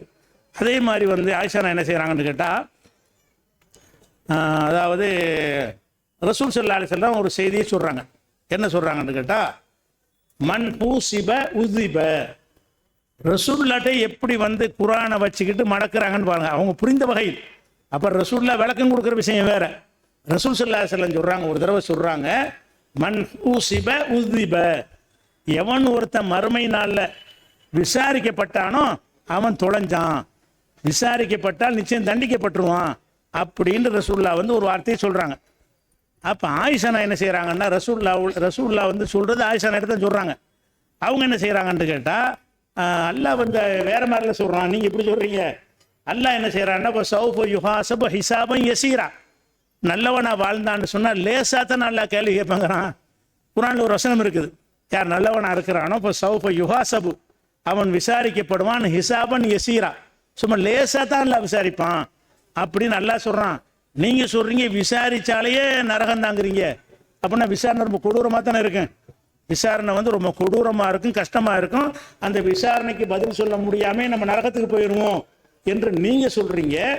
அல்லாஹ் வேறு மாதிரில ரசூல்லாட்டை எடுத்து கேட்குறாங்க பாருங்கள். வஹியை கொண்டு வந்து ரசூல்லாட்டை, குர்ஆனை தந்த ரசூல்லாட்டை என்ன செய்கிறாங்கன்னா, குர்ஆனை எடுத்து வச்சு ஒரு கேள்வி கேட்குறாங்க. எப்படி நீங்கள் சொல்கிறது புரியலையே, சரியாக தெரியலையேன்னு கேட்குறாங்க. அதான இதுக்கு அர்த்தம். அப்போ மன் ஹூசிப உதிப, யார் வந்து கேள்விகளை கேட்கப்பட்டானோ அவன் தண்டிக்கப்பட்டே தீர்வான். கேள்வின்னு கேட்டாலே தண்டனை தான். அப்படின்னு என்ன அர்த்தம்? கேள்வி கடுமையாக இருக்கும்னு அர்த்தம். அதான் அர்த்தம். கேள்வி கடுமையாக இருக்கும், பயங்கரமாக எல்லாம் விசாரிப்பான். அப்போ கேள்வி கேட்டால் எவனாலையும் பதில் சொல்ல இயலாது, கண்டிப்பாக நரகத்துக்கு தான் போகணும் அப்படின்னு ரசூல் ஸல்லல்லாஹு அலைஹி வஸல்லம் சொன்ன உடனே ஆயிஷா என்ன கேட்குறாங்கன்னு கேட்டால், இல்லை அல்ல வேற மாதிரில சொல்கிறான், சௌஃப யுஹாஸபு ஹிசாபன் யசீரா, லேசாக கேள்வி கேட்பான். அல்ல மறுமையில் லேசாக கேள்வி கேட்பான்டா, தப்பிச்சுக்கலாமே, லேசாக தானே கேட்க போகிறான், நம்ம ஏன் தண்டிக்கப்பட போகிறோம் அப்படின்னு சொல்லி குர்ஆனுடைய வசனத்தை எடுத்து காட்டி நபி ஸல்லல்லாஹு அலைஹி வஸல்லம் அவங்கள்ட்ட என்ன செய்கிறாங்க, விளக்கம் கேட்குறாங்க. அப்போ ரசூலுல்லாஹ் சொல்கிறாங்க, லேசான கேள்வின்னு போட்டிருக்கிறான்ல, அது கேள்வி கிடையாது, அது சும்மா ஃபார்மாலிட்டியான கேள்வி. ரசூல் என்ன செய்கிறாங்க, அல்லாஹ் கேட்குறானே, கேட்கணும்னு கேட்டால் ஒருத்தம் கூட தேர முடியாது. நம்மளில் யாராச்சும் தேர்வோமா? பெரிய மௌலியா மகான் நபிமார்கள் எடுத்துக்கிறோமே, ஒரு தப்பும் செய்யாதவர்களாக போய் எல்லாட்ட நிற்க முடியுமா? ஒன்றுக்கு அல்லாஹ் வந்து கணக்கு கேட்டான்னு வைங்க, பரீட்சை பேப்பர் திருத்துற மாதிரி கேட்டான்னு வைங்க, ஒருத்தனும் தர மாட்டோம். எல்லாருமே நரகத்தை தான் போய் ஆகணும். கேள்வியை கேள்வியாக அல்லாஹ் கேட்டார். எப்படி உங்களுக்கு பள்ளிக்கூடத்தில் கேட்குறாங்களோ, ஆனாக்கு பதில் ஆவணப்பட்டால் மார்க்கு குறைச்சிடுறாங்கல்ல, இப்படி எல்லாம் கேட்குற அளவுக்கு உங்களை வந்து அல்லாஹ் கேட்க ஆரம்பித்தான்னு சொன்னால் நம்ம எப்படி தேருவோம்? ஒரு நாளைக்கு எப்படி தப்பு செய்கிறோம், எப்படி கோல் சொல்கிறோம், எப்படி கெட்ட எண்ணம் பண்ணுறோம், எப்படி புறம் பேசுகிறோம், எப்படி தப்பான காரியங்கள்லாம் செய்கிறோம். அப்போ இவ்வளவு செஞ்சுக்கிட்டு இருக்கும்போது ஒன்றுக்கும் சொல்லு, இதுக்கு பதில் சொல்லு, இதுக்கு பதில் சொல்லுன்னு கேட்டால் எல்லாம் மைனஸில் போயிட்டுருக்கும். மார்க் என்னது, எல்லாம் கோழி முட்டையாக போகும். கடைசியில் ஒன்றுமே மிஞ்சாது. அப்போ நரகம் தான் நமக்கு உறுதியாயிரும். அப்போ அல்லாஹ் வந்து கேள்வி கேட்குறதுங்கிறது ஃபார்மாலிட்டி தான். கேள்வியெல்லாம் அவனுக்கு தெரியும் எப்படி கேட்பான்ல. அதை ரசூலுல்லாஹ் வேறொரு ஹதீஸில் விளக்குறாங்க. எப்படி விளக்குறாங்கன்னு கேட்டால், ஒரு மனுஷன் நாளில் அழைப்பான், மறுமை நாளில் அழைச்சி என்ன செய்வான், அவன் செஞ்சதெல்லாம் ஒன்று ஒன்றா சொல்லுவான். டேய் இதை செஞ்சியா? ஆமாம், யாருக்கும் தெரியாமல் மறைச்சிருப்பான். உலகத்தில் தப்பை செஞ்சிருப்பான் இவன், அது யாருக்குமே தெரியாது, அல்லாவுக்கும் அவனுக்கு தான் தெரியும். அவனை கூப்பிடுவான். அல்லாஹ் கூப்பிட்டு, இத்தனாம் தேதி இந்த நேரத்தில் இதை செஞ்சியா? அவன் செஞ்ச ஒரு செயலை சொல்லிச்சிடான். ஆமாம் செஞ்சேன். அத்தனாம் தேதி அதை செஞ்சியா? ஆமாம். இந்த ஊரில் போய் இதை செஞ்சியா? ஆமாம். இவனை அடிச்சியா? அவனை திருடினியா? அவனை கோல் சொன்னியா? அவன் சொத்தை எடுத்தியான்னு ஒன்று கேட்பான். அவன் பெருமிச்சு போயிடுவான். என்ன செய்வான், என்னடா இது ஒன்று விடாமல் எல்லாத்தையும் கேட்குறான், இதெல்லாம் கேட்டால் என்ன ஆகும், நமக்கு எது என்ன ஆகும் அப்படின்னு செய்வான். அவன் வந்து ஆடிப்பு விளவெழுத்துருவான். இந்த மாதிரி கேள்வி கேட்டால் எப்படி எல்லாம் மார்க்கு போடுவான்? ஒன்றும் கேட்குறான். அவன் ஒவ்வொரு நிமிடமும் செஞ்சதையெல்லாம் போட்டு விசாரிப்பானா. விசாரிச்சுட்டு அல்லாஹ் கடைசியாக சொல்லுவானா, அடே இதெல்லாம் நீ செஞ்சடா, நான் துன்யாவில் உன்னை மறைச்சிட்டேன்ல, இப்போ ஆகிறத மன்னிச்சுட்டு போடான்னு அவன் இவ்வளவும் கேட்டுப்புட்டு அவன் என்ன செய்வான், நம்ம கெதி என்ன ஆகுமோன்னு நடுங்கிக்கிட்டு இருப்பான். நம்ம கதை முடிஞ்சிருச்சு, இவ்வளோ கேள்வி எல்லாம் கேட்குறான், நமக்கு கன்ஃபார்மாக நரகம்தான் அப்படின்னு நினைக்கும் போது எல்லாம் என்ன செய்வான்னு கேட்டால், அடே நீ உலகத்தில் இதெல்லாம் செய்யும்போது யாருக்கும் தெரியாமல் நான் மறைச்சேன்ல, அதே மாதிரி இப்போ நான் என்ன செய்கிறேன், உன்னை மன்னிக்கிறேன், நீ ஒன்றுமே செய்யலை போ. அல்லாஹ்வுடைய விசாரணை என்னது? ஃபார்மாலிட்டி விசாரணை, கடுமையான விசாரணை எல்லாம் கிடையாது. ஷிர்க்கு இந்த மாதிரி விஷயத்து தான் கடுமையான நிரந்தர நரகம் இருக்குல்ல, அதுக்கு தான் கடும் விசாரணையை தவிர மற்றபடி மனித தவறுகளுக்கெல்லாம் எல்லாம் என்ன செய்வான், ரொம்ப லேசாக தான் எடுத்துக்கிறோம். அப்போ அவனுக்கு ஒவ்வொரு மனிதனுடைய அமலுக்கு கணக்கு போட்டோம்னு சொன்னால் நமக்கு என்ன கூலி கிடைக்கும்? 5 வேளை தொழுகைக்கு 50 நிமிஷத்துக்கு என்ன தரணும்? ஒரு கடையில் வேலை பார்த்தா எவ்வளோ தருவாங்க? ஒரு கடையில் வேலை பார்த்தீங்கன்னா ஒரு மாதம் சம்பளம் எவ்வளவு? அதை வகுத்துக்கிறீங்க, 10,000 ரூபா தருவானா? 10,000 ஒரு நாளைக்கு எவ்வளவு? 300 ரூபா வருமா? 300 ரூபா வரும். 300 ரூபாயில் 24 மணி நேரத்துக்கு பார்த்தா எவ்வளோ? ஒரு மணிக்கு எவ்வளோ வரும்? ஒரு மணி நேரத்துக்கு நீ செலவழிச்சா கூட உனக்கு வந்து 10 ரூபா கொடுத்தா போதும். இல்லைங்களா? அந்த கணக்கு பண்ணால் நீ தொழுவதற்காக என்ன தருவது? ஒன்றுமே தரத்தை பெருசாவெல்லாம் தர வராது. அது போக உனக்கு தந்த உயிருக்காக வேண்டியும், உனக்கு தந்த அந்த உடல் உறுப்புகளுக்காக வேண்டியும், கண்ணுக்காக வேண்டியும், காதுக்காக வேண்டியும் நன்றி செலுத்தணுமே. அதெல்லாம் கழிச்சோம்னா ஒன்றுமே தேராது. அப்போ நம்மளுடைய ரசூல் அப்படி சொல்கிறாங்கல்ல, யுதுகில் அகதுக்கும் அமலுகள் ஜன்னா, உங்களில் எந்த மனுஷனுக்கும் அவனுடைய அமல் மூலம் சொர்க்கம் போக முடியாது.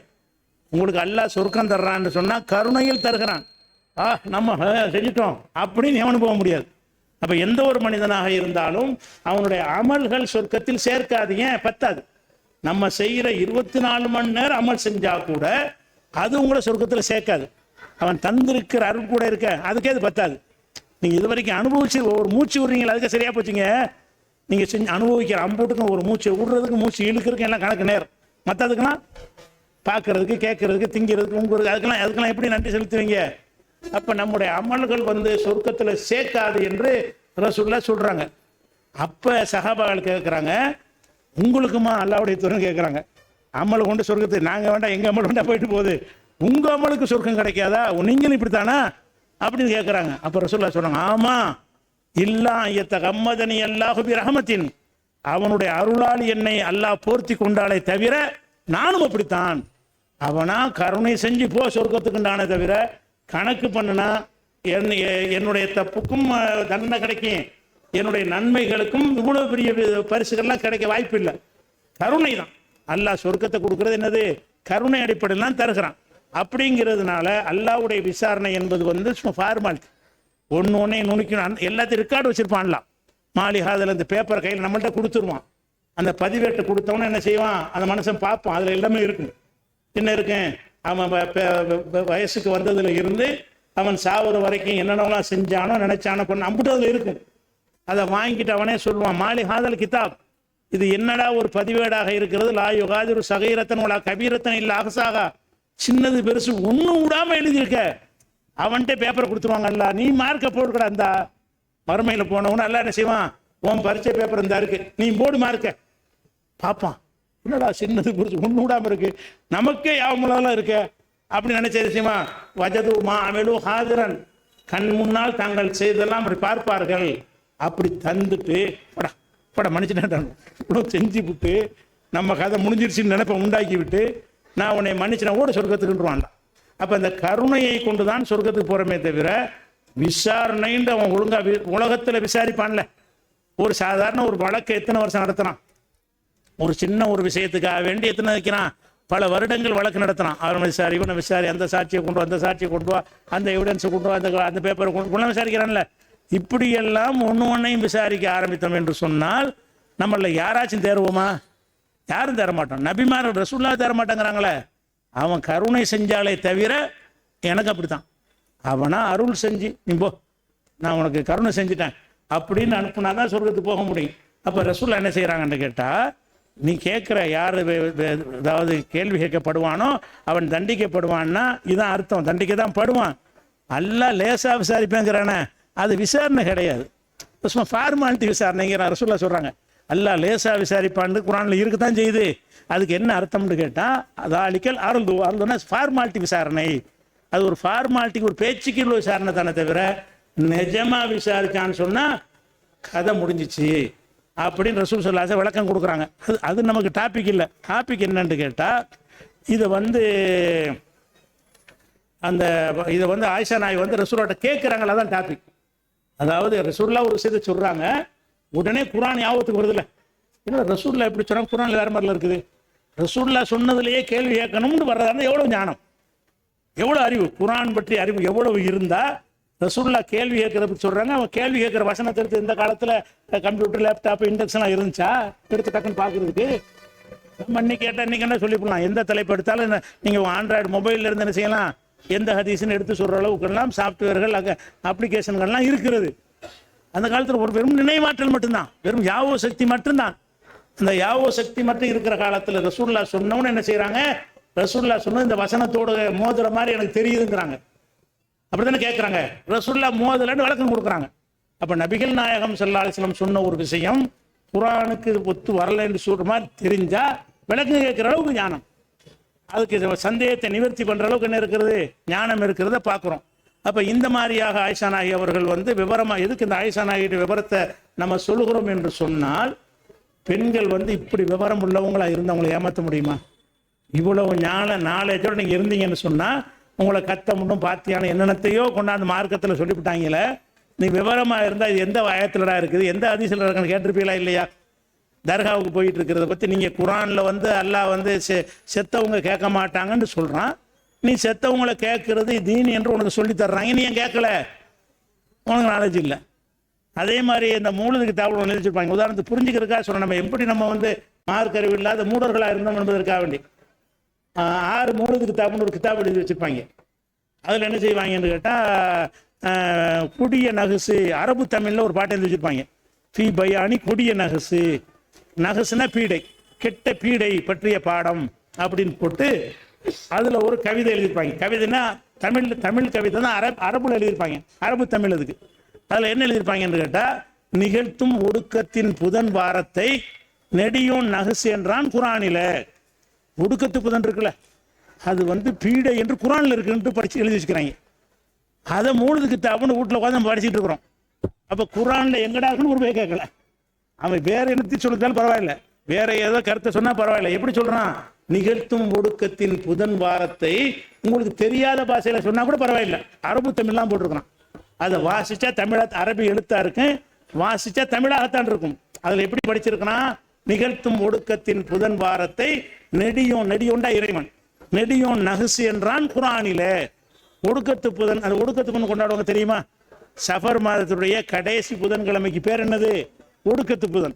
அந்த ஒடுக்கத்து புதனில் எக்கச்சக்கமான பீடைகள் இறங்குது, முசீபத்துகள்லாம் இறங்குதான். அதுக்கு என்ன செய்யணுமா, அதுக்காக இந்த மா இலையில் அல்லது பனை ஓலையில் அல்லது தட்டுக்களில் சில வாசகங்களை எழுதி அதை கரைச்சி குடிப்பாங்க. என்னைக்கு, அந்த ஒடுக்கத்து புதன் அன்னைக்கு அந்த கரைச்ச தண்ணியை உடம்புலாம் தெளிச்சுக்கிடுவாங்க. அதுக்கு அச்சறதுக்கு பயங்கர வருமானம். அன்னைக்கு உட்காந்து எழுத ஆரம்பிப்பார். ஒவ்வொரு இலைக்கு என்ன செய்யறது, 10 ரூபா 20 ரூபான்னு விற்பார். அது பாட்டு காசு குவிஞ்சிக்கிட்டே இருக்கும். இந்த ஒடுக்கத்து புதனுக்கு ஒரு ஊரில் மாயிலை எழுதி கொடுப்பாங்க, சில எங்கள் ஊர்ல எல்லாம் பனை ஓலை எழுதி கொடுப்பாங்க, சில ஊர்களில் வந்து தட்டில் இருக்கல, சைனா பீங்கான்பாங்கல்ல, பீங்கான் தட்டு, அந்த பீங்கான் தட்டில் என்ன செய்வாங்கன்னு கேட்டால் சில அரபியில் சில வாசகத்தை எழுதி இதை கொண்டே கரைச்சி குடிங்க. எதுக்குடா கரைச்சி குடிக்கணும்னா, பீடை இறங்குது, பீடை இறங்குனா என்ன செய்யணும், இதை கரைச்சி குடிச்சா பீடை அடிச்சிடும். அங்கேருந்து பீடை முசீபத்து இறங்குதான். அந்த பீடையை அடிப்பதற்குரிய பவர் எங்கே இருக்குதான், இவர்கிட்ட இருக்குதான். இவர் எழுதி தர்றதை எழுதிட்டு தான் மை தானுங்குது, எழுதிட்டு கரைச்சாது என்னது மை தானே. நீங்கள் அல்ஹம்துலில்லாஹ்னு எழுதி கரைச்சாலும் அந்த மை தான், அறிவு கட்ட முட்டா பேரண்டு எழுதிட்டு கரைச்சாலும் அந்த மை தான். ரெண்டையும் டெஸ்ட் கொடுத்தேன்னா ஒரே ரிசல்ட் தான் வரும். ரெண்டையும் கொண்டு லேபில் கொடுத்தா என்ன வரும், அதில் என்ன இருக்குது, இதில் உள்ளது அதில் இருக்கும். இதில் என்ன சாதாரண ஒரு புத்தி கூட இல்லாமல் எழுதிட்டு ஓத சொன்னால் ஒரு அர்த்தமாச்சு இருக்குது. எழுதுனதை கரைச்சி குடிங்கிறான். கரைச்சி குடிக்கிறது எங்கடா படிச்சுன்னு யாராவது கேட்டீங்களா? இன்னைக்கு வரைக்கும் ஒடுக்கத்து புதன் பண்டிகை கொண்டாடப்படுகிறத பல ஊர்களில். இந்த பகுதியெல்லாம் இருக்கா ஒடுக்கத்து புதனே? இருக்கா ஒடுக்கத்து புதன் இருக்கா? என்ன நீங்கள் சொல்லுங்கள், இருக்கா? இருக்குது பாருங்க, இப்போ இருக்குதான், இந்த நூற்றாண்டில் இருக்குது. அப்போ ஒடுக்கத்து புதன்கிற பேரில் அன்னைக்கு பீடை, ஏண்டா பீடை இறங்குதுன்னு கேட்டால் அதுக்கு ஒரு காரணம் சொல்கிறான். ரசூல்லா வந்து அந்த சஃபர் மாசத்துல வந்து நோய்வாய்ப்பட்டு இருந்து அன்னைக்கு தான் குணமடைஞ்சாங்களாம், குடிச்சிட்டு குணமடைஞ்சாங்களாம். அதனால இது பீடைங்கிறான். ஏன்னா குணமடைஞ்சது பீடையா, நோய்வாய்ப்பட்டது பீடையா? புதன்கிழமை குணமடை, அவனே கதை சொல்றான். என்ன சொல்றான், சஃபர் மாசத்துல நோய்வாய்ப்பட்டார்கள், புதன்கிழமை அன்றைக்கு குளித்து சுத்தமாக என்னஞ்சாங்க, பீடையிலிருந்து விடுபட்டார்கள் அப்படின்றதுனால அது பீடை நாளுங்கிற. அப்போ குணம் அடைஞ்ச நாள் பீடை, நீங்க என்ன நாள் தானே பீடை நாள் ஆகுது, அதுக்கு முந்தின நாள் தானே பீடைங்கன்னு. அப்போ ரசூல்லாவுக்கு நோய் வந்ததுனால பீடை நாள்னு சொல்வாயானால், அப்போ ரசூல்லா மரணித்த ரபியுல் அவ்வல் 12 ஏன் பீடைன்னு சொல்ல மாட்டேங்கிற? மரணித்தது பெரிய முசீபத்தா, நமக்கு நோய்வாய்ப்பட்டது முசீபத்தா? அல்லாஹ்வுடைய ரசூல் நோய்வாய்ப்பட்டது ஒரு சின்ன ஒரு பாதிப்பு, அவங்க மரணித்து போனது நமக்கு பெரிய பாதிப்பு தானே. இருந்தால் கொஞ்சம் நாளைக்கு இருந்தால் நிறைய விஷயங்கள் தெரிஞ்சிருப்போமே. அப்போ நபிகள் நாயகம் ஸல்லல்லாஹு அலைஹி வஸல்லம் மரணித்தது எந்த மாதம்? ரபியுல் அவ்வல்ல. ரபியுல் 12 பிறந்தது 12 கிடையாது, ஆதாரம் கிடையாது. ரசூலுல்லாஹ் 12 தான் பிறந்தாங்கன்னு கொண்டாடிட்டு இருக்கிறாங்க. நபிகள் நாயகம் அவர்கள் பிறக்கும்போது இந்த ரெக்கார்டும் கிடையாது. அந்த காலத்தில் ஜனன மரண பதிவு புத்தகம்லாம் கிடையாது, பஞ்சாயத்து போர்டில் பதிவு செய்யலாம் கிடையாது. பிறந்து யார் பிறந்தாலும் யாருக்கும் தெரியாது. அது அவங்களோட குடும்பத்தாராக தெரிஞ்சு வச்சுக்கிறாங்களே தவிர ரசூலுல்லாஹ் பிறக்கும்போது நபியாக பிறந்தாங்க ஒரு குழந்தை, அவ்வளோதான். இது எல்லாரும் ரெக்கார்ட் பண்ணி வச்சிருக்க மாட்டாங்க. இறக்கும்போது தலைவராக மரணிக்கிறாங்க, மரணிக்கும் போது இறை தூதராக மரணிக்கிறாங்க, வல்லரசு அதிபராக மரணிக்கிறார்கள். அந்த டேட்டு ரெக்கார்டு இருக்குது. ரபியுல் அவ்வல் 12 மரணித்தார்கள். இவங்க மரணித்த நாளை பிடிச்சி பிறந்த நாள் மீலாதுல்லான்னு கொண்டாடுறாங்க. அது எந்த நாள்? உண்மையில பார்த்தா ரசூலுல்லாஹ் மூத்தா போன நாள். ரபியுல் பிறந்த நாள் 12 கிடையாது. என்னைக்கு பிறந்தார்கள் என்பதற்கு ஆதாரம் கிடையாது, எந்த மனிதருக்கும் இருக்காது. 1500 வருஷத்துக்கு முன்னாடி ஒருத்தர் பிறந்தார் என்பதற்கு எந்த மனிதருக்கு நீங்க ஆதாரம் காட்ட இயலாது. அப்போ உத்தேசமான காட்டலாம், ஜனவரி மாதம் பிறந்தேன், அனைமா இந்த மாசமா தான் இருக்கும், இப்படி தான் காட்ட முடியுமே தவிர துல்லியமான டேட்டு காலண்டர்லாம் போட்டு வச்சிருந்தாங்களா? அன்னைக்கு பிற எத்தனை உடனே தெரியாது அவங்களுக்கு. மாசத்துக்கு ஒரு கதை பிற பார்ப்பாங்க. அப்போ இத்தனை நாளில் பிறந்தாங்கன்னா அப்படி யாருக்கும் என்ன செய்ய முடியாது, சொல்ல முடியாது. ஆனால் ரபியுல் பிறந்தாங்க. எதுக்கு இதை கேட்குறேன்னு கேட்டால், பிறை 12 ரசூலுல்லாஹ் மரணித்திருக்கும் போது அது பீடை நாளாகவே கொண்டாடலை. ரசூலுல்லாஹ் நோய்வாய்ப்பட்டு குணமாயிட்டாங்க. சஃபரில் நோய்வாய்ப்பட்டாங்களா? சஃபருக்கு அப்புறம் அவங்க எந்திரிச்சு முஹர்ரத்தில் இருந்தாங்க. ரபியுல் அவ்வல்ல பண்ண நாள் 45 நாள் உசோடு வந்திருக்கிறாங்க. அப்போ அந்த 45 நாள் இருந்துட்டு தான் மௌத்தா போகிறாங்க. அப்போ மௌத்தா போன நாளை பீடைன்னு சொல்லாமல் நோயிலேருந்து எந்திரிச்ச நாளை பீடைங்கிறான். சரி, அப்படி எந்திரிச்சே இருந்தால் கூட ஒரு நோயிலேருந்து எந்திரிச்சதுன்னா நமக்கு பீடையாகுமா? ஒரு மனிதருக்கு வரக்கூடிய துன்பம் அவருக்குள்ளதானுங்க. எனக்கு நோய்னா எனக்கு தானே நோய், உங்களுக்கு என்ன? அதனால என்ன? ரசூலுல்லாஹ்வுக்கு அல்லாஹ் நோயை கொடுத்தான்னா அவங்களுக்கு அது கெட்ட நாள். எனக்கு நோயை கொடுக்கல, எனக்கு ஆரோக்கியத்தை கொடுத்தா எனக்கு நல்ல நாள். அப்படி தானே உலகத்தில் ஒவ்வொரு மனிதனுக்கும் ஒரு மனுஷன் வீட்டில் இளவு விழுந்தா எல்லாருக்கும் இளவு விழுந்துருமா? அவனுக்கு இளவு விழுந்த காரணத்தினால அத்தனை பேருக்கு பீடையாது. ஒருத்தனுக்கு இளவு விழுந்த அன்னைக்கு ஒருத்தனுக்கு குழந்தை பிறந்திருக்கும், ஒருத்தன் ஆஸ்பத்திரியில் சேர்த்திருப்பான், ஒருத்தன் டிஸ்சார்ஜ் ஆகி வருவான் வெளியே. அவனுக்கு இது நல்ல நாள், இவனுக்கு கெட்ட நாள். இதான் நம்ம இஸ்லாமிய அடிப்படை. நாளில் என்ன இருக்குது? எந்த நிமிஷத்துலையாவது நல்லது நடக்கக்கூடிய நிமிஷம் உலகத்திலேயாவது இருக்கா? எந்த கெட்டதுமே நடக்காத ஒரு நிமிஷம் உலகத்தில் இருக்காண்ட? எந்த நல்லதுமே நடக்காத நிமிஷம் இருக்குதா? ஒரு நிமிஷத்தை எடுத்துக்கிட்டீங்கன்னா 1000 நல்லது நடக்கும், 1000 கெட்டது நடக்கும். எனக்கு நல்லது நடக்கும், உங்களுக்கு கெட்டது நடக்கும். அங்கே வெயில் அடிக்கும், இங்கே புயல் அடிக்கும். அங்கே சாவுவான், இங்கே பிறக்குவான். அங்கே நோய்வாய்ப்படுவான், இங்கே குணமடைவான். இப்படித்தானே உலகத்தில் நடந்துகிட்டு இருக்கிறது. அங்கே பணக்காரனை போவான் ஒருத்தன், ஒரு நாளில் அதே நாளில் ஒருத்தர் பிச்சைக்காரனை போவான். அவர் நாளுக்கு என்ன இருக்குதுன்னு நாலு இப்படி பீடையா போவோம். அப்போ இஸ்லாமிய ஃபண்டமெண்டலுக்கு எதிராகலாம் பேசி உங்களை நம்ப வைக்கிறார்கள். அதுக்கு என்ன காரணம்? ஆயிஷா நாய் மாதிரி நாலேஜ் இருந்தால் எங்கடா குரான்ல கேட்டிருப்பீங்களா இல்லையா? அது குரானில் இருக்குன்னு தானே சொன்னான். என்னென்னு படித்தான்? நிகழ்த்தும் ஒடுக்கத்தின் புதன்வாரத்தை நெடியோன் நகுசன்றான் குரானில் என்று சொன்னால், நீங்கள் குரானில் ஆழ்ந்த புலமை உங்களுக்கு இருந்திருக்குமே. ஆனால் எந்த வசனம் சொல்லு, எந்த சூறா சொல்லு, எந்த நம்பர் சொல்கிறான்னு கேட்டிருப்பீங்களா இல்லையா? கேட்டால் அது ஒழிஞ்சிருக்குமா இல்லையா? அன்றைக்கி பயந்து ஓடிருப்பாங்கல்ல. அப்போ எந்த ஒரு நாலேஜும் இல்லாமல் நீங்கள் இருந்து வைத்து கொண்டு தான் மௌலுது என்றும் கத்தம் என்றும் பாத்தியா என்றும் தட்டு என்றும் தாயத்து என்றும் தகடு என்றும் உங்களை ஏமாற்றி கொண்டிருந்தார்கள். இது எல்லாத்துக்கும் என்ன காரணம்? இந்த ஆயிஷா நாய்க்கு இருந்தது மாதிரியான ஒரு அறிவு இல்லாதான் காரணம். அதே மாதிரி இப்போ ஹஜ்ஜிக்கு நம்ம இஹ்ராம் கட்டுறோம்ல, ஹஜ்ஜிக்காக இஹ்ராம் அணிந்துறோம்னு சொன்னால் இஹ்ராமுக்கு பிறகு நறுமணம் பூசக்கூடாது. ஹஜ்ஜிக்காக இஹ்ராம் அந்த ஆடை அணிகிறாங்கல்ல, ஒரு அந்த 5 நாளைக்கு அணிகிறாங்கல்ல, அந்த 5 நாளைக்கு என்ன செய்யக்கூடாதுன்னா நறுமணம் பூசக்கூடாது. அதே நேரத்தில் காலையில் நம்ம இஹ்ராம் அணிய போகிறோம் என்று சொன்னால் முதல் நாள் குளிச்சுட்டு அப்போ நறுமணம் பூசிக்கிடலாம். பூசினா கூட காலையில் இஹ்ராம் அணியும் போது நறுமணம் நம்மள்ட்ட இருக்கும், அந்த வாசம் வரத்தானே செய்யும். அத்தனைலாம் பூசி நல்ல சோப்பை போட்டு குளிச்சான்னு வைங்க, குளித்தவுடனே அந்த வாடகை இருக்குமா தானே செய்யும். அப்போ இப்படி என்ன செய்கிறாருன்னு கேட்டால், இஹ்ராமுக்கு முன்னாடியும் நீங்கள் நறுமணம் பூசக்கூடாது. ஏன் பூசக்கூடாது? பூசுனீங்கன்னா இஹ்ராமு நேரத்தில் அது இருக்கும், அப்படி இருக்கவே கூடாது, அந்த சங்காத்தமே இருக்கக்கூடாது அப்படின்னு இப்னு உமர் அவர்கள் மறுக்கிறாங்க. ஒரு செய்தியை சொல்கிறாங்க. ஆயிஷா நாய் சொல்கிறாங்க, இவர் என்ன இப்படி உளர்றா இருந்தாலும், ரசூல் ஸல்லல்லாஹு அலைஹி வஸல்லம் அவர்களுக்கு இஹ்ராமுக்கு முதல் நாள் நான் தான் நறுமணம் பூசி விட்டேன், மறுநாள் அந்த நறுமணத்தோடு தான் அவங்க இருந்தாங்க. இஹ்ராம் அணிந்த பிறகு தான் நறுமணம் பூசக்கூடாதே தவிர முதல் நாள் பூசிய நறுமணம் நம்மிடத்தில் மிச்சமாக இருக்கும் என்று சொன்னால், ஒரு சட்டையில் அத்தர் அடிக்கிறீங்கன்னா அடுத்த நாள் போட்டால் அந்த சட்டையில் அத்தர் இருக்க தானே செய்யும். அந்த மாதிரியா உடம்புல செய்ய சில அந்த நறுமண புகை தான் அந்த காலத்தில் போடுவாங்க. அதுக்குன்னு சில புகைகள் இருக்குது. அப்படியே உடம்புல பார்த்துட்டாங்கன்னா நல்ல உடம்பு பூரா வாசமாக ஒரு நாள் 2 நாளைக்கு கமகமண்டு மணத்துக்கிட்டு இருக்கும். அந்த மாதிரியான ஒரு நறுமண புகை போட்டிருக்கும் பொழுது அது தவறுங்கிறார் இப்னு உமர். ஆயிஷா நாய் சொல்கிறாங்க, நீ என்ன தவறுங்கிற? ரசூல் ஸல்லல்லாஹு அலைஹி வஸல்லம் இஹ்ராம் அணிகிறதுக்கு முதல் நாள் நைட் நான் நினைஞ்சிருக்கிறவங்களுக்கு அந்த நறுமணத்தை போட்டு விட்டு அப்புறம் குளிக்க வச்சிருக்கிறேன். காலையில் அந்த நறுமணத்தோடு தான் இருந்தார்கள். நீ எப்படி அதை தப்புன்னு சொல்ல போச்சு அப்படின்னு யார் கேட்குறா? இப்னு உமர் கேட்குறார். அப்போ இதெல்லாம் எதுக்கு சொல்கிறோம்னு கேட்டால், ஆயிஷா நாயகி வந்து மார்க்க விஷயத்தில் பெரிய பெரிய சஹாபாக்களை எல்லாம் ஓவர்டேக் பண்ணியிருக்கிறாங்க. வாப்பா மாதிரி, வாப்பா அந்த மாதிரி ஆள் தான். அபூபக்கர் சித்திக் இருக்கார் இல்லையா, ஆயிஷானுடைய தந்தை, அவரும் அந்த மாதிரி அந்த ஷார்ப்புனா ஷார்ப்பு, அப்படி ஒரு ஷார்ப்பு. இந்த உம்மத்தெல்லாம் இன்னைக்கு தௌஹீதுல நம்ம நிற்கிறதுக்கு அவர் தான் காரணம். அவரை தான் இல்லை காரணமாக்கணும். ரசூல்லா மூத்தா போன பிறகு மூத்தாவலன்ட்டாங்க ஒரு கூட்டம். நபிகள் நாயகம் ஸல்லல்லாஹு அலைஹி வஸல்லம் மரணித்து கிடக்குறாங்க. அவங்க பாடி அடக்கம் செய்யாமல் இருக்குது. அந்த நேரத்தில் என்ன செய்கிறாங்க, ஒரு கூட்டத்தார் வந்து நபிகள் நாயகம் மரணிக்கலைன்றாங்க. உமர் உள்பட, பெரிய பெரிய சஹாபாக்கள் உள்பட. உமர் என்ன பண்ணுறாரு, ரசூல்லா மூத்தா போனாங்கன்னு எவனாவது சொன்ன தலையை சீவிவேங்கிறார் வாள் எடுத்துக்கிட்டு. எல்லாம் பயந்து நடுங்கிட்டு இருக்கிறாங்க. ரசூல்லா மூத்தா போகலன்னா என்ன அர்த்தம்? கடவுளாக்குறாங்கன்னு அர்த்தம். கடவுள் தானே மூத்தா போக மாட்டான், அல்ல தானே மூத்தா போக மாட்டான். அப்போ ரசூல்லா மூத்தா போகலன்னு சொல்லிக்கொண்டே ஒரு கூட்டம் உண்டாகிட்டு இருந்தான தௌஹீதுல இருந்திருப்பாங்களா? அப்போ ரசூல்லா மூத்தா போகும்போது அபூபக்கர் அவர்கள் ஊரில் இல்லை, ஊருக்கு வெளியே அவங்க வந்து எக்ஸ்டென்ஷன் ஏரியாவில் தான் குடியிருந்தாங்க.